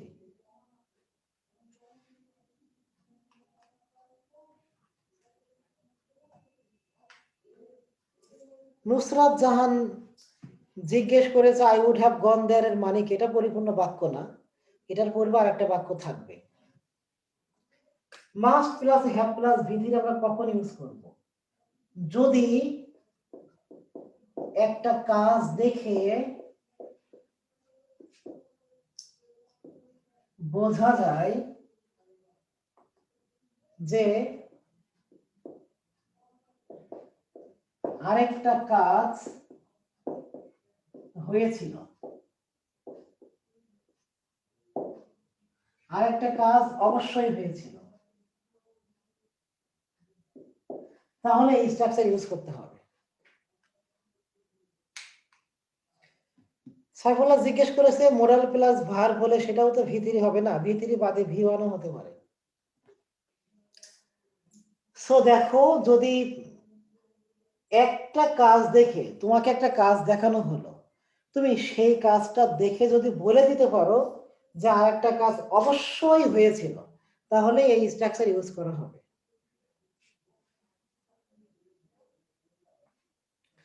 যেমন তুমি মনে করো এই মুহূর্তে আমাদের ফার্মগেট ফোকাসের 6 তলায় ক্লাস করছো, এই রুমের মধ্যে থাকলে আশপাশের দুনিয়ার কিছুই বোঝা যায় না। তুমি রাস্তায় নেমে দেখলা দ্য রোড ইজ ওয়েট, রাস্তা ভেজা। রাস্তা কি ভেজা? এই যে রাস্তায় ভেজা পানি, এটা দেখে তুমি বলতে পারবা যে অবশ্যই বৃষ্টি হয়েছিল। তখন এই স্ট্রাকচার লিখতে হবে, ইট must have rained. It must have rained, অবশ্যই বৃষ্টি হয়েছিল। মনে করো আমি তোমাদের ক্লাসে আসলাম, আমার হাতে প্লাস্টার করা, এটা দেখে তোমরা বলতে পারবা স্যারের হাতে প্লাস্টার করা, সে অবশ্যই অ্যাক্সিডেন্ট করেছিল। মনে করো একজন শিক্ষার্থী ঢাকা বিশ্ববিদ্যালয়ে ভর্তি পরীক্ষায় ফার্স্ট হলো, এটা দেখে তোমরা বলতে পারবা সে অবশ্যই অনেক বেশি পরিশ্রম করেছিল। আমেরিকার যে কোনো ইউনিভার্সিটিতে আবেদন করতে জিআরই পরীক্ষার স্কোর লাগে, জিআরই না দিলে আবেদন করা যায় না। তো মনে করো তোমার বন্ধু আমেরিকাতে স্কলারশিপ পেয়েছে, এটা দেখে তুমি বলে দিতে পারো সে অবশ্যই জিআরই পরীক্ষা দিয়েছিল, জি আর ই, গ্রাজুয়েট রেকর্ড এক্সাম। অর্থাৎ একটা কাজ দেখে আমরা অবশ্যই বুঝতে পারছি আর একটা কাজ হয়েছিল।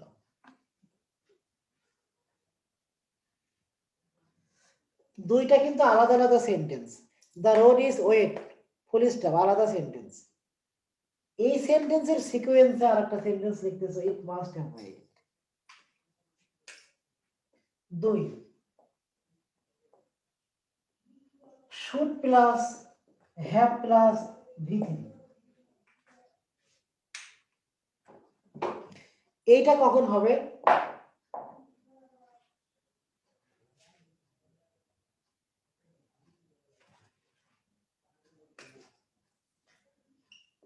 দুই, should plus have plus V three. Samia জিজ্ঞেস করেছে আপনাদের নেটওয়ার্ক ঠিক আছে কি? বাকি সবাই ভালো মতো ক্লাস করতে পারছে, দ্যাট মিন্স আমাদের নেটওয়ার্ক সমস্যা নেই। So should plus have plus V three, এইটা কখন হবে? যদি একটা কাজ দেখে বোঝা যায় যে আর একটা কাজ করা উচিত ছিল।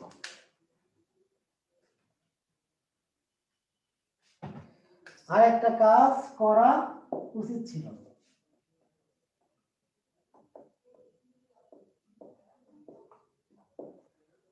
যদি একটা কাজ দেখে বোঝা যায় যে আর একটা কাজ করা উচিত ছিল, যদি একটা কাজ দেখে বোঝা যায় যে আরেকটা কাজ করা উচিত ছিল, তাহলে এই স্ট্রাকচার ফলো করতে। মনে করো তুমি খুব বেশি অসুস্থ, তুমি খুব বেশি পরিমাণে অসুস্থ, তারপরেও তুমি আমার কাছে পড়তে আসছো, আমি তখন বলতে পারি তোমার ডাক্তারের কাছে যাওয়া উচিত ছিল।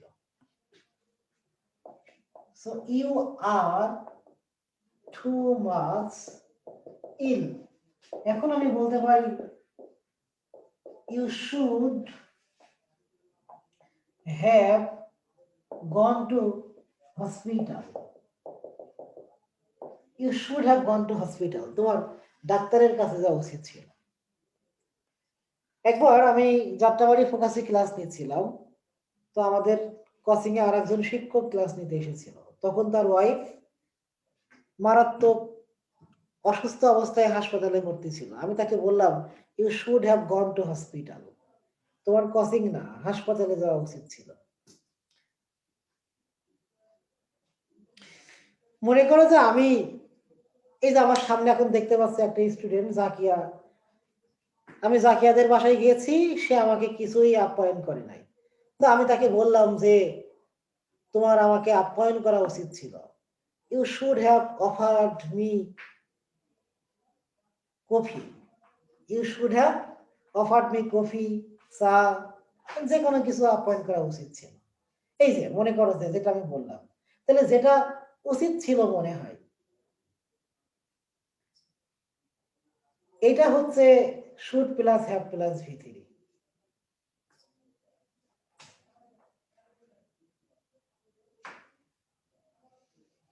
মনে করো যে তোমাদের মধ্যে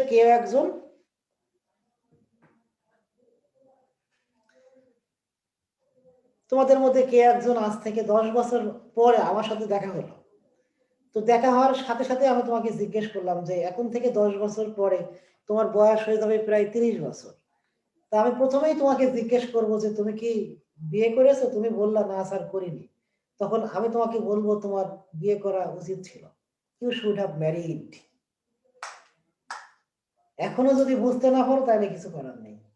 তোমাদের ঢাকা বিশ্ববিদ্যালয়ে ভর্তি পরীক্ষাতে একটা কোশ্চেন ছিল এরকম, এটা ঢাকা ভার্সিটি ভর্তি পরীক্ষায় এসেছিল, before entering the classroom,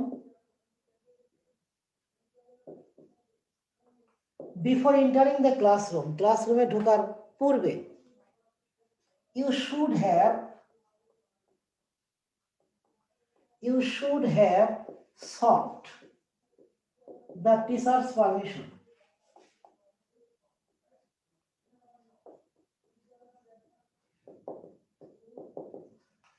seek মানে চাওয়া, এই seek এর ভিতরে হলো sought। you should have sought the teacher's permission, তাহলে ক্লাসরুমে ঢোকার পূর্বে তোমার উচিত ছিল শিক্ষকের পারমিশন নেওয়া। you should have sought the teacher's permission, এটা ঢাবির কোশ্চেন। ওকে, আমার মনে হয় তোমাদের বোঝার কথা। তো তোমাদের 8 নম্বর লেকচারে রাইট ফর্ম অফ ভার্ব ছিল, মোডাল ভার্ব ছিল এবং পারফেক্টিভ ছিল। আমরা তিনটা টপিকসই খুব সময় নিয়ে ধীরে ধীরে তোমাদেরকে পড়িয়েছি। সো গ্রামাটিক্যাল পার্ট শেষ, এখন আমরা তোমাদেরকে পড়াবো আজকের টেক্সচুয়াল পার্ট। টেক্সচুয়াল পার্টে আছে সেপ্টেম্বর 1, 1939, সেপ্টেম্বর 1, 1939। এটা লিখেছে W.H. অরেন দ্বিতীয় বিশ্বযুদ্ধের সময়।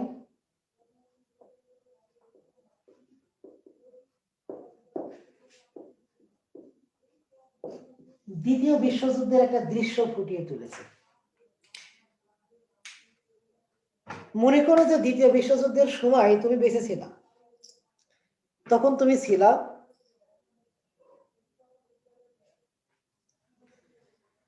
তো সেই সময় মনে করো যে যুদ্ধ চলছে, দ্বিতীয় বিশ্বযুদ্ধে 5 কোটি মানুষ মারা গিয়েছিল পৃথিবীতে, 5 কোটি মানুষ। তো ওই সময় তুমি একটা রাস্তার পাশে দোকানে বসে আছো, দোকানে বসে চারিপাশে যুদ্ধের অবস্থা দেখতেছো, ঠিক ওই সময়ে তোমার মনের অবস্থা কেমন হয়েছিল সেইটাই এখানে লেখা হয়েছে। এই কবিতাটা আসলে কিছুই না, জাস্ট লেখক দ্বিতীয় বিশ্বযুদ্ধের সময় একটা দোকানে বসেছিল। আমাদের যেমন রাস্তার আশেপাশে চায়ের দোকান থাকে, ওদের দেশে রাস্তার আশপাশে পানশালা থাকে, সেখানে মানুষ পান করার জন্য বসে। পান মানে চা কফি হতে পারে, মদ হতে পারে, বিয়ার হতে পারে, বাট্টার হাবিজাবি, এগুলো বিদেশে অ্যাভেলেবেল থাকে আর কি। তো এই লেখক তখন একটা দোকানে বসেছিল, মনে করে চায়ের দোকান ধরে নিলাম, পানশালায় চা বিক্রি হয়, মদ বিক্রি হয় না।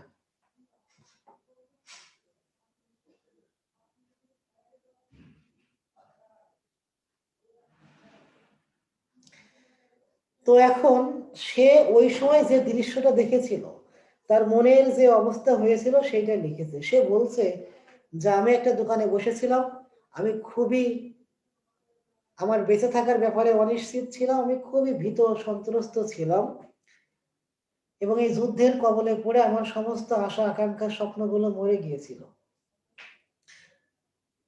আবার সে বলতেছে যে কেন অনিশ্চিত ছিল, কারণ চারিদিকে শুধু যুদ্ধ আর যুদ্ধ, যে কোনো সময় তার মাথার উপরে বোম পড়তে পারে, বোম পড়ে সবাই মারা যেতে পারে, অর্থাৎ যে কোনো সময় সে মারা যেতে পারে, এই আশঙ্কায় সে ভীত সন্ত্রস্ত ছিল, সে তার জীবনের ব্যাপারে অনিশ্চিত ছিল, এবং তার ভবিষ্যতে যত আশা আকাঙ্ক্ষা ছিল সব মরে গিয়েছিল। তখন সে আবার বলতেছে আমি একই সাথে খুবই ক্ষিপ্ত ছিলাম, খুবই ক্ষিপ্ত ছিলাম, ক্রুদ্ধ ছিলাম, কারণ আমরা সাধারণ জনগণ তো যুদ্ধ চাই না। এই যুদ্ধ করে রাজাই রাজাই তাদের ব্যক্তিগত স্বার্থে, তাদের ব্যক্তিগত স্বার্থের জন্য যারা যুদ্ধ করে তারা ঠিকই বেঁচে থাকে, বাট মাঝখান থেকে আমরা সাধারণ জনগণ, শান্তিকামী জনগণ, যারা যুদ্ধ চায় না, যুদ্ধের মাধ্যমে যাদের কোনো ইন্টারেস্ট নেই, লাভ ক্ষতি নেই, তাদের জীবনটা নষ্ট হয়ে যায়। এজন্য সে বলতেছে যে আমরা সাধারণ জনগণ তো যুদ্ধ চাই না, তবে আমাদের প্রাইভেট লাইফ, আমাদের ব্যক্তিগত জীবনকে যেন যুদ্ধের মধ্যে জড়িয়ে নেওয়া হয়। আমরা কেন যুদ্ধ থেকে সেফ থাকি না, আমাদের উপরে কেন নির্বিচারে বোমাবর্ষণ করা হয়। এজন্য আমি খুবই ক্ষিপ্ত ছিলাম,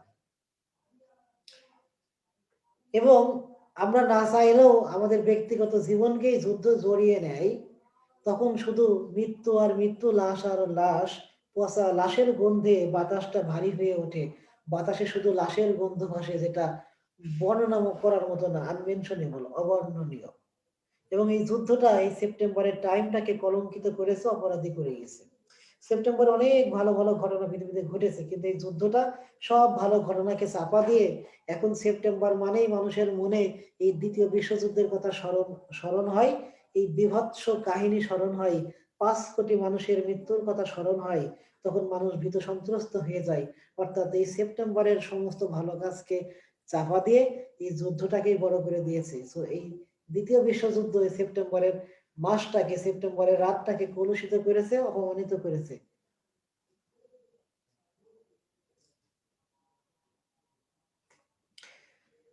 সো এই হচ্ছে কবিতা।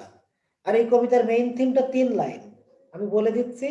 সাধারণ জনগণ যুদ্ধ চায় না, সাধারণ জনগণ শান্তির পক্ষে, যুদ্ধের মাধ্যমে কোনোদিন শান্তি প্রতিষ্ঠা করা যায় না, এবং যুদ্ধে জয় পরাজয় বলে কিছু নেই, যুদ্ধের ফলাফল একটা, সেটা হলো ধ্বংস, মৃত্যু, ব্যাপক ক্ষয়ক্ষতি। আবার বলে দিচ্ছি মেইন থিম, সাধারণ জনগণ কখনোই যুদ্ধ চায় না, তারা যুদ্ধের পক্ষে নয়, শান্তির পক্ষে। যুদ্ধের মাধ্যমে পৃথিবীতে শান্তি প্রতিষ্ঠা করা যায় না, এবং যুদ্ধের ফলাফল একটা, আর তা হচ্ছে ধ্বংস, মৃত্যু, ক্ষয়ক্ষতি। অনেকে বলে যুদ্ধের ফলাফল দুইটা, জয় এবং পরাজয়। না, যুদ্ধে জয় পরাজয় বলে কিছু নেই, যুদ্ধ মানেই ধ্বংস, যুদ্ধ মানেই মৃত্যু, উভয় পক্ষের ব্যাপক ধ্বংস, ক্ষয়ক্ষতি, হানাহানি হয়।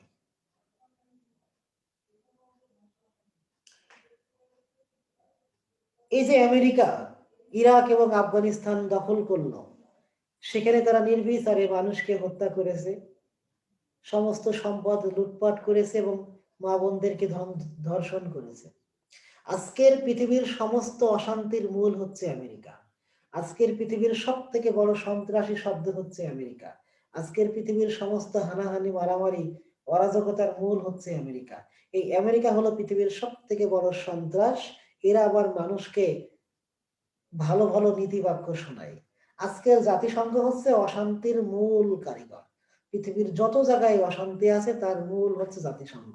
এই জাতিসংঘ পৃথিবীর কোথাও 2জন 5জন 7জন মানুষ মারা গেলে অনেক ব্যবস্থা নেয়, বাট এদের চোখের সামনে লক্ষ লক্ষ রোহিঙ্গা মারা গেছে, ওই ঘুরে লক্ষ লক্ষ মুসলমান মারা গেছে, সিরিয়ায় মারা গেছে, আফগানিস্তান ইরাকে মারা গেছে, ইয়েমেনে মারা যাচ্ছে, তারা কোনো ধরনের পদক্ষেপ নেয় না। বরং এই সূচিকে নোবেল পুরস্কার দেয় শান্তিতে। শান্তিতে নোবেল দেওয়া হয়, এটা পারফেক্ট। অশান্তিতে নোবেল দেওয়া হয়। পৃথিবীতে যারা ওই বছরে সব থেকে বেশি অশান্তির বীজ বপন করতে পারে তারাই হলো শান্তিতে নোবেল পুরস্কার পায়। শান্তিতে নোবেল পেয়েছে সূচি, যার হাতে লক্ষ লক্ষ রোহিঙ্গা মারা গেছে। শান্তিতে নোবেল পেয়ে পায় আমেরিকার প্রেসিডেন্টরা, যারা পৃথিবীর লক্ষ লক্ষ মানুষের জীবন কেড়ে নেয়। একদম পারফেক্ট যারা অশান্তি সৃষ্টি করতে পারে তারাই শান্তিতে নোবেলের জন্য মনোনীত হয়, শান্তিতে নোবেল পায়। এগুলো সবই ভুল ভান। অনেকে বলে মুসলমানরা নোবেল পুরস্কার পায় না কেন? এই নোবেলের দরকার নেই তো। এই নোবেল কি যোগ্যতার ভিত্তিতে দেওয়া হয়? এই নোবেল তো দেওয়া হয় জাস্ট পলিটিক্যাল উদ্দেশ্যে। কাশ্মীরে এত মানুষ মারা যে জাতিসংঘের ভূমিকা আছে কোনো? নেই, কিচ্ছু নেই। হিউম্যান রাইটস এর কোনো ভূমিকা আছে? অ্যামনেস্টির কোনো ভূমিকা আছে? কোনো ভূমিকা নেই। ঠিকই মনে করো কোথাও মুসলমানদের হাতে 2জন বৌদ্ধ খ্রিস্টান মারা যাক, 14 গোষ্ঠী মিলে সব দৌড়াই আসবে, একবার ইউরোপীয় ইউনিয়ন সহ সবাই আসবে। সো এটা হচ্ছে বর্তমান বিশ্বের চিত্র। আজকের পৃথিবী কন্ট্রোল করে আমেরিকা, আর আমেরিকাকে কন্ট্রোল করে ইসরায়েল। তার মানে এই পৃথিবীর কন্ট্রোলিং পাওয়ারটা এখন ইসরায়েলের হাতে, কিছু ইহুদির হাতে। তারা জ্ঞান বিজ্ঞানে অনেক এগিয়ে গেছে, আমরা পিছিয়ে আছি। আমরা মুসলমানরা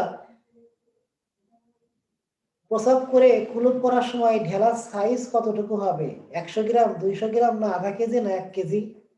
এই ঢেলা নিয়ে কয় পা লেফট রাইট করতে হবে? 100 পা, 10 পা, না 20 পা?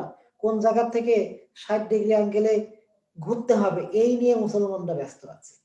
এ একজনকে গালি দেয়, সে আবার আরেকজনকে বাটপাল বলে, সে আরেকজনকে মুনাফিক বলে, কাফের বলে। এগুলো বেয়াদব, একটা অশিক্ষিত মূর্খই তো সবগুলো। এরা আসমানের উপরের অংশ নিয়ে আছে আর মাটির নিচের অংশ নিয়ে আছে। ইহুদি এবং আমেরিকারা এই মোল্লা মৌলভী হুজুরদের বলেছে যে তোমাদের কিছু বলা হবে না, তোমাদের ছেড়ে দিলাম, বাট তোমরা এই দুনিয়ার উপরের কোনো বিষয় নিয়ে কথা বলতে পারবে না। তোমাদের আলোচনার বিষয় হবে মাটির নিচে কি আছে আর ওই আসমানের উপরে কি আছে, মরে যাওয়ার পরে কি হবে, মরার আগে কি ছিল, এই দুনিয়ায় কি ঘটতেছে, দুনিয়ার বুকে কি হচ্ছে, এটা নিয়ে কথা বললে হুজুর তোমার পিঠের চামড়া থাকবে না। তুমি শুধু কথা বলবা আসমানের উপরের বিষয় নিয়ে, মরার পরে পরকালে কি হবে, মাটির নিচে কি আছে, মাটির নিচের আর আসমানের উপরের অংশ তো তোমাদের। এই দুনিয়ার কোনো বিষয় নিয়ে কথা বলতে পারবে। সো এটা নিয়ে কথা বলতে হবে। এজন্য আমরা দেখছি যে কি অবস্থা। তাহলে আমরা এই কবিতার পটভূমি বলছিলাম যে যুদ্ধ কোনো সাধারণ মানুষ চায় না। যুদ্ধ মানেই হানাহানি, মারামারি, ক্ষয়ক্ষতি। এখানে কেউ জয়ী বা পরাজিত হয় না। যুদ্ধ মানেই মৃত্যু, ধ্বংস। আশা করি মেইন থিমে তোমাদের কোনো প্রবলেম নেই। আমরা এখন একটু কবিতাটা দেখি।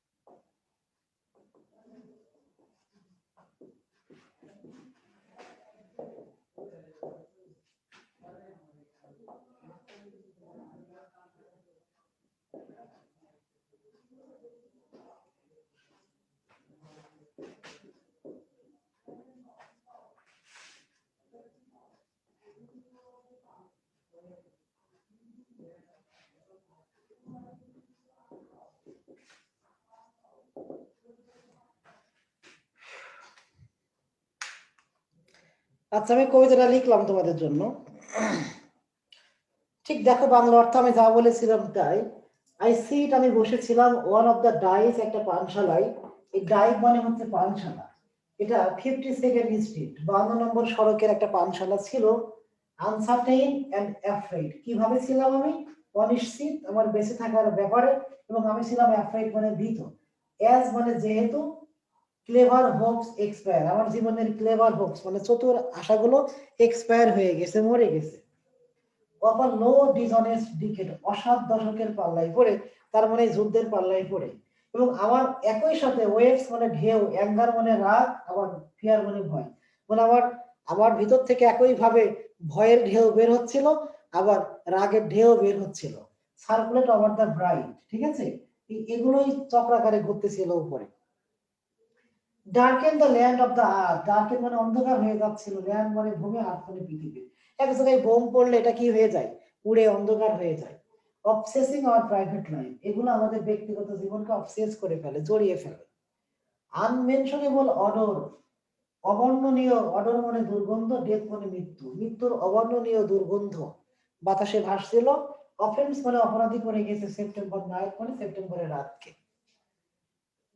আই হচ্ছে প্রোনাউন, সিট হচ্ছে ভার্ব, ডাইভস মানে পানশালা নাউন, স্ট্রিট হচ্ছে নাউন, আর নাউনের আগেরটা হয় অ্যাডজেক্টিভ। 52nd হচ্ছে অ্যাডজেক্টিভ, যেটাকে আমরা হাইফেনেটিক অ্যাডজেক্টিভ বলি।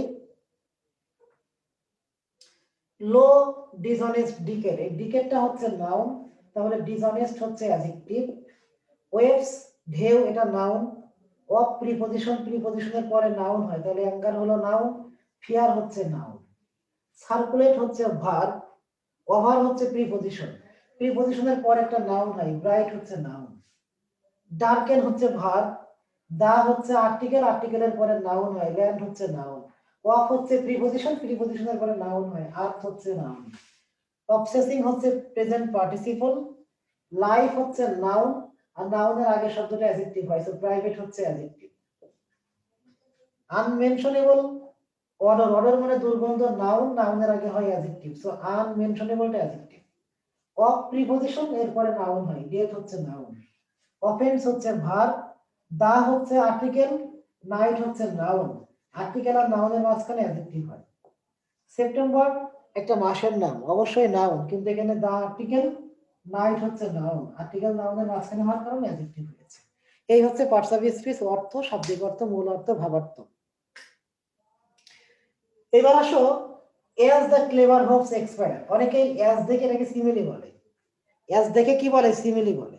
কিন্তু সিমিলি হতে গেলে দুইটা ভিন্ন জিনিসের মধ্যে কম্পারিজন হয়। তুমি গোলাপের মতো সুন্দর, তুমি চাঁদের মতো সুন্দর, তুমি বান্দরের মতো বদমায়েশ, তুমি হাতির মতো মোটা, এরকম হয়।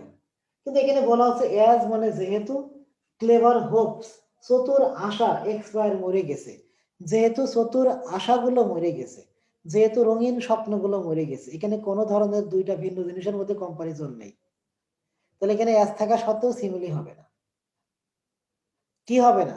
সিমিলি হবে না। যারা বলবে অ্যাজ দেখে সিমিলি, ওরা বান্দরের মতো খারাপ, বান্দরের মতো বদমাইশ।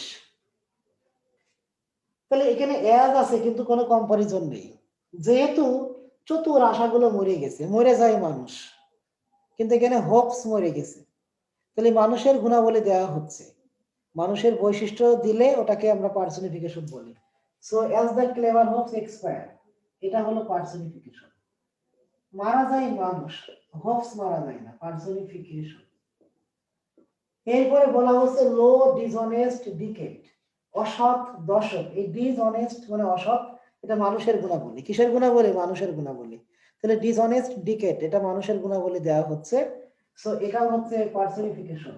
আবার ডিসঅনেস্ট ডিকেড, এর শুরুতেও ডি আছে, এর শুরুতেও ডি আছে, সো দুইটা শুরুতেই ডি, এটাকে তোমরা অ্যালিটারেশনও বলতে পারো, অ্যালিটারেশন। পরীক্ষায় যদি দুইটাই থাকে তাহলে পার্সনিফিকেশন দিবা। তারেক রহমান জিজ্ঞেস করেছে আই ডায়েট ফর বিউটি, এটা কি? এটা হলো প্যারাডক্স, কারণ আমি সৌন্দর্যের জন্য মারা গিয়েছিলাম। এটা তাৎক্ষণিকভাবে মনে হয় ঠিক না, অপ্রাসঙ্গিক মনে হয়, কিন্তু কথাটা প্রাসঙ্গিক। এই তো মোটামুটি, এই হচ্ছে তোমাদের কবিতাটা। সবগুলো মুখস্থ করতে হবে, না হলে পারবো না। আচ্ছা, আমি তোমাদের সাথে 5 মিনিট কথা বলবো। যারা যারা কথা বলতে চাও তারা তারা হাত তুইলো। ওকে, সরওয়ার হোসেন,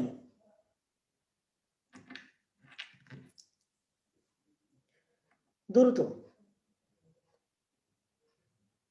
কোনো সালাম দিবা না, সরাসরি কথা বলবা। আসসালামু আলাইকুম। ওয়ালাইকুম আসসালাম। সালাম দিতে হবে না, দ্রুত। জি ভাই, যে কারণে আমি যে কারণে মোট করলাম ভাই, আমাদের মানে লেকচার শেষ হবার পর আমরা আরো কতদিন হাতে, মানে পরীক্ষার কতদিন হাতে পাবো? ভর্তি পরীক্ষার 1 মাস আগে লেকচার শিট শেষ করাই দেয় সাধারণত কোচিং, কারণ ভর্তি পরীক্ষার আগের 1 মাস শুধু মডেল টেস্ট পরীক্ষা নেওয়া হয় ফোকাসে। সো তোমাদের ভর্তি পরীক্ষার ডেট দেওয়ার আগে অবশ্যই তোমাদের 1 মাস আগে, অন্তত 1-1.5 মাস আগে সবকিছু শেষ করাই দিবে, এটা স্বাভাবিক বিষয়, কারণ মডেল আর টেস্ট ভাই পরীক্ষা নিতে 1 মাস লাগে। একটা কথা, যে মানে আমার আপনাকে খুব ভালো লাগে, আপনার ক্লাসও খুব ভালো লাগে, কিন্তু ব্যাপারটা হচ্ছে যে আপনার সাথে যদি যোগাযোগ করতে পারতাম ভালো হতো। আমার সাথে যোগাযোগ করার তো খুবই মানে টাফ আর কি, কারণ হচ্ছে সারাদিনে আমার যা ফোন আসে তার মধ্যে আমি 1% ফোন রিসিভ করতে পারি না। ফোকাসের ফোনও ঠিকমতো রিসিভ করতে পারি না। তোমাদের কোনো ভাই প্রয়োজন থাকলে মেসেঞ্জারে নক দিতে পারো, কারণ আমার নাম্বার কখনো স্থির থাকে না। এই মুহূর্তে আমার যে নাম্বার আছে সেই নাম্বারটা হচ্ছে আমার থাকবে না। সো তোমরা চাইলে আমাকে মেসেঞ্জারে যদি নক দাও, অবশ্যই রিপ্লাই জি ভাই, পাবো। আমি একদিন আমি দুদিন নক 3 দিন করছি পর। আপনাকে, আমি নক করছি, অবশ্য আপনার কোনো রেসপন্স পাইনি, যার কারণে বললাম। সবগুলো 7 তারিখের পরে রেসপন্স করব। 7 তারিখের আগে এগুলো দেখার মতো কোনো সময় আমার হাতে নেই। 7 তারিখের পরে দেখবো কারা কারা ফ্রেন্ড রিকোয়েস্ট পাঠাইছে। 1000-এর উপরে, এগুলো বাদ। সো তোমরা, আমি এক সময় না এক সময় দেখবো ইনশাল্লাহ। তারপরে সামিয়া,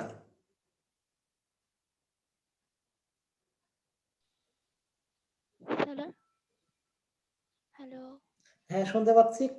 সরাসরি মূল স্যার, টপিক। তাহলে এই সেপ্টেম্বর 1 এই কবিতাটার সম্পূর্ণ ফিগার অফ স্পিচ কি হবে স্যার? আপনি তো লাইন ধরে ধরে বুঝাই দিলে এটা এটা হবে, এটা সব এটা লাইনে হবে। তো ফিগার অফ স্পিচ হয় না, বুঝছো? সব লাইনকে ফিগার অফ স্পিচ ও, বানানোর দরকার নেই।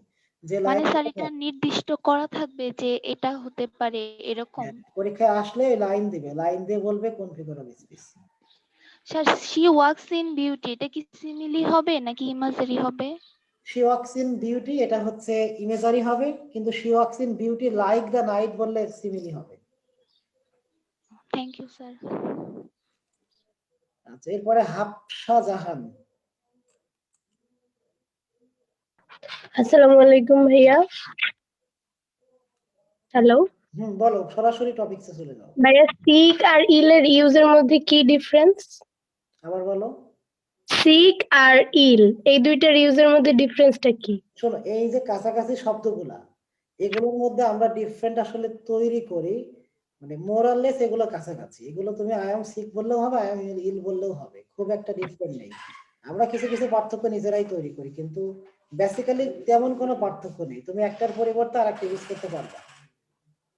আর ভাই আরেকটা প্রশ্ন, কবিতার মধ্যে যে হচ্ছে মাঝে মধ্যে লেকচার শিটে যে প্রশ্ন আছে এমসিকিউ এর মতো, যে এ বি বি এ, এইটা কি মানে ইম্পর্টেন্ট?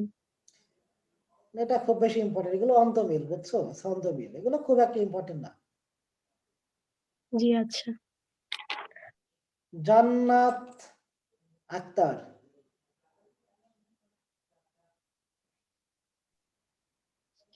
জি ভাইয়া, আমার কথা শুনতে পাচ্ছেন? শুনতে পাচ্ছি, বলো। জি ভাইয়া, কবিতার হচ্ছে শেষের তৃতীয় লাইন, মানে শেষের লাইনের আগে যে অবসেসিং আওয়ার প্রাইভেট লাইফস, না অবসেসিং হচ্ছে প্রেজেন্ট পার্টিসিপল। তো এইটা মানে এই লাইনটা একটু আমার একটু বুঝিয়ে দেন, গ্রামাটিক্যাল। আচ্ছা, এখানে অবসেসিং হলো প্রেজেন্ট পার্টিসিপল, তারপরে হচ্ছে লাইভ, যেটা লাইভটা হচ্ছে নাউন, প্রাইভেটটা হচ্ছে নাউনের আগের শব্দটা অ্যাডজেক্টিভ হয়, আর আওয়ার যেটা, এটা হলো পজেসিভ অ্যাডজেক্টিভ ফর্ম, প্রোনাউনের পজেসিভ অ্যাডজেক্টিভ ফর্ম। আচ্ছা ভাইয়া, অবসেসিংটা তো এখানে জিরান্ডও হতে পারতো, কিন্তু এখানে জেরান্ড না, জেরান্ড শুধু সাবজেক্ট এবং অবজেক্ট হয়, সাবজেক্ট এবং অবজেক্ট ছাড়া জেরান্ড হয় না। ও প্রিপজিশন আচ্ছা। পরে যদি আইএনজি থাকে সেটাও জেরান্ড হয়। আর একটা হচ্ছে ভাই, আমি হচ্ছে টেক্সট প্যানাসিয়াটা নিছি, তো এই টেক্সট প্যানাসিয়ার মধ্যে যা আছে এইগুলো প্র্যাকটিস করলে কি এনাফ? সাথে তো আছে এই শিট আর গাইড ফোকাসের। টেক্সট প্যানাসিয়ার সাথে মূল বইটা সাথে রাখবা, হ্যাঁ, মূল বইটা তো সাথে। তাহলে ইনশাআল্লাহ এনাফ হবে। ঠিক আছে ভাইয়া, ধন্যবাদ। ইমরান হোসেন,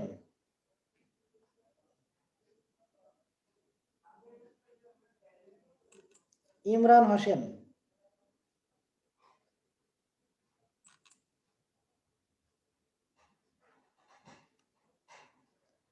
ইমরান হোসেন, সুহানা। হ্যালো, আসসালামু আলাইকুম। হ্যালো। হ্যাঁ শুনতে পাচ্ছি, বলো। জি ভাইয়া, হচ্ছে আমাদের কবিতাগুলো তো আপনি 2-3টা ভালো করে যে ফিগার অফ স্পিচ গুলো বোঝাইছেন, এগুলো তো ভালোই বুঝতে পারছি। কিছু কিছু কবিতা তো আমাদের এমন করে বোঝানো হয়নি, এগুলো একটু বোঝাই দিলে মানে অন্য একটা দিন সময় করে ভালো হতো। যেগুলো বোঝানো হয় নাই সেগুলো সামনের লেকচার গুলোতে আসবে, বোঝানো হবে। আবার আমি ইতিমধ্যেই টেক্সটের উপরে ক্লাস নেওয়া শুরু করেছি, একটা ক্লাস নিয়েছি, আর 2-3টা ক্লাস নিতে পারলে বাকিগুলো চলে আসবে। জি ভাইয়া, আর বলছিলাম কি যে মেমোরাইজিং পার্টে আমাদের একটু মানে কমপ্লিট করতে পারছি না, এটা কি লেকচার শিট কমপ্লিট হয়ে গেলে পরবর্তীতে পড়ে কি কমপ্লিট করতে পারবো? মেমোরাইজিং পার্টের ক্ষেত্রে তোমরা যেটা করবা সেটা হচ্ছে টেক্সট যেগুলো আছে শেষ করবা, আর প্রিভিয়াস কোশ্চেন যতগুলো পারো শেষ করবা। যত বেশি পারো প্রিভিয়াস কোশ্চেন শেষ করবা, ভার্সিটি, ব্যাংক, বিসিএস, যত প্রিভিয়াস কোশ্চেন আছে, synonym, antonym, preposition, idiom, group verb, spelling, translation, এগুলোর প্রিভিয়াস কোশ্চেন যত বেশি পারো সলভ করবা, তাইলেই হবে। টেক্সট জি ভাই, এটার জন্য প্রিভিয়াস কোশ্চেন সলভ করলেই হবে। ইংলিশ বিচিত্রা বইটা কি পড়লে হবে না অন্য কোনো বই কোনো সাজেস্ট? জায়গা থেকে প্রিভিয়াস কোশ্চেন পড়বা, প্রিভিয়াস কোশ্চেন পড়বো অনেক বেশি করে, অনেক বেশি করে প্রিভিয়াস কোশ্চেন পড়বা। জি ভাইয়া। Mahathir Mohammad, doctor Mahathir Mohammad. কি ছেলেরা তো একটাও রেসপন্স করে না, হাত তুলে বসে আছে। Doctor doctor Mahathir Mohammad. আসসালামু আলাইকুম স্যার। ওয়ালাইকুম আসসালাম। স্যার আমাকে যদি স্যার জাহাঙ্গীরনগরের ম্যাথটা সম্পর্কে একটু বলতেন স্যার, মানবিক বিভাগের জাহাঙ্গীরনগরের ম্যাথ প্রিভিয়াস কোশ্চেন সম্পর্কে সলভ করবা, ঠিক আছে? জাহাঙ্গীরনগর ভার্সিটি যে ইউনিটে পরীক্ষা দিবা, তোমার ঢাকা ভার্সিটির বাইরে যে যে ইউনিটে পরীক্ষা দিবা সেই সমস্ত ইউনিটের প্রিভিয়াস কোশ্চেন সলভ করবা। প্রিভিয়াস কোশ্চেন সলভ করলে তোমরা বুঝতে পারবা কেমন কোশ্চেন আসে, কোশ্চেনের প্যাটার্ন বুঝতে পারবা, তাহলেই তোমরা সবকিছু জেনে যাবা। Thank you sir. Fariha Islam. Hello, আসসালামু আলাইকুম ভাইয়া। হ্যাঁ বলো। আচ্ছা ভাইয়া, আমরা কি ইংলিশ সেকেন্ড পেপারে না ইংলিশ ফার্স্ট পেপারে সরি প্যারাগ্রাফ কি রিসেন্ট টপিকে বেশি করব নাকি ফার্স্ট পেপারে যে প্যারাগ্রাফ গুলো আছে ওগুলো বেশি যে প্যারাগ্রাফগুলো ইম্পর্টেন্ট? আছে সেগুলো ভালো করে পড়বা, এখান থেকে প্রশ্ন হওয়ার সম্ভাবনা 59%। আর ফার্স্ট পেপারের বাইরে হট টপিকস, কিছু হট টপিকস বলতে পদ্মা সেতু, মেট্রো রেল, করোনা ভাইরাস, এই তিনটা মুজিবিয়ার, এই চারটা দেখে যেও ভালো করে। পদ্মা সেতু, কোনটা মেট্রো রেল, মুজিবিয়ার? পদ্মা সেতু, মেট্রো রেল, মুজিবিয়ার এবং করোনা ভাইরাস, এই চারটা টপিকস ভালো করে দেখে যাও। আচ্ছা, থ্যাংক ইউ ভাইয়া। আচ্ছা, সবাইকে অনেক অনেক ধন্যবাদ, অনেক অনেক শুভেচ্ছা। আজকের মতো এখানে শেষ করছি, ইনশাল্লাহ বেঁচে থাকলে আগামী সামনে কোনো একদিন দেখা হবে। আসসালামু আলাইকুম ওয়া রাহমাতুল্লাহ।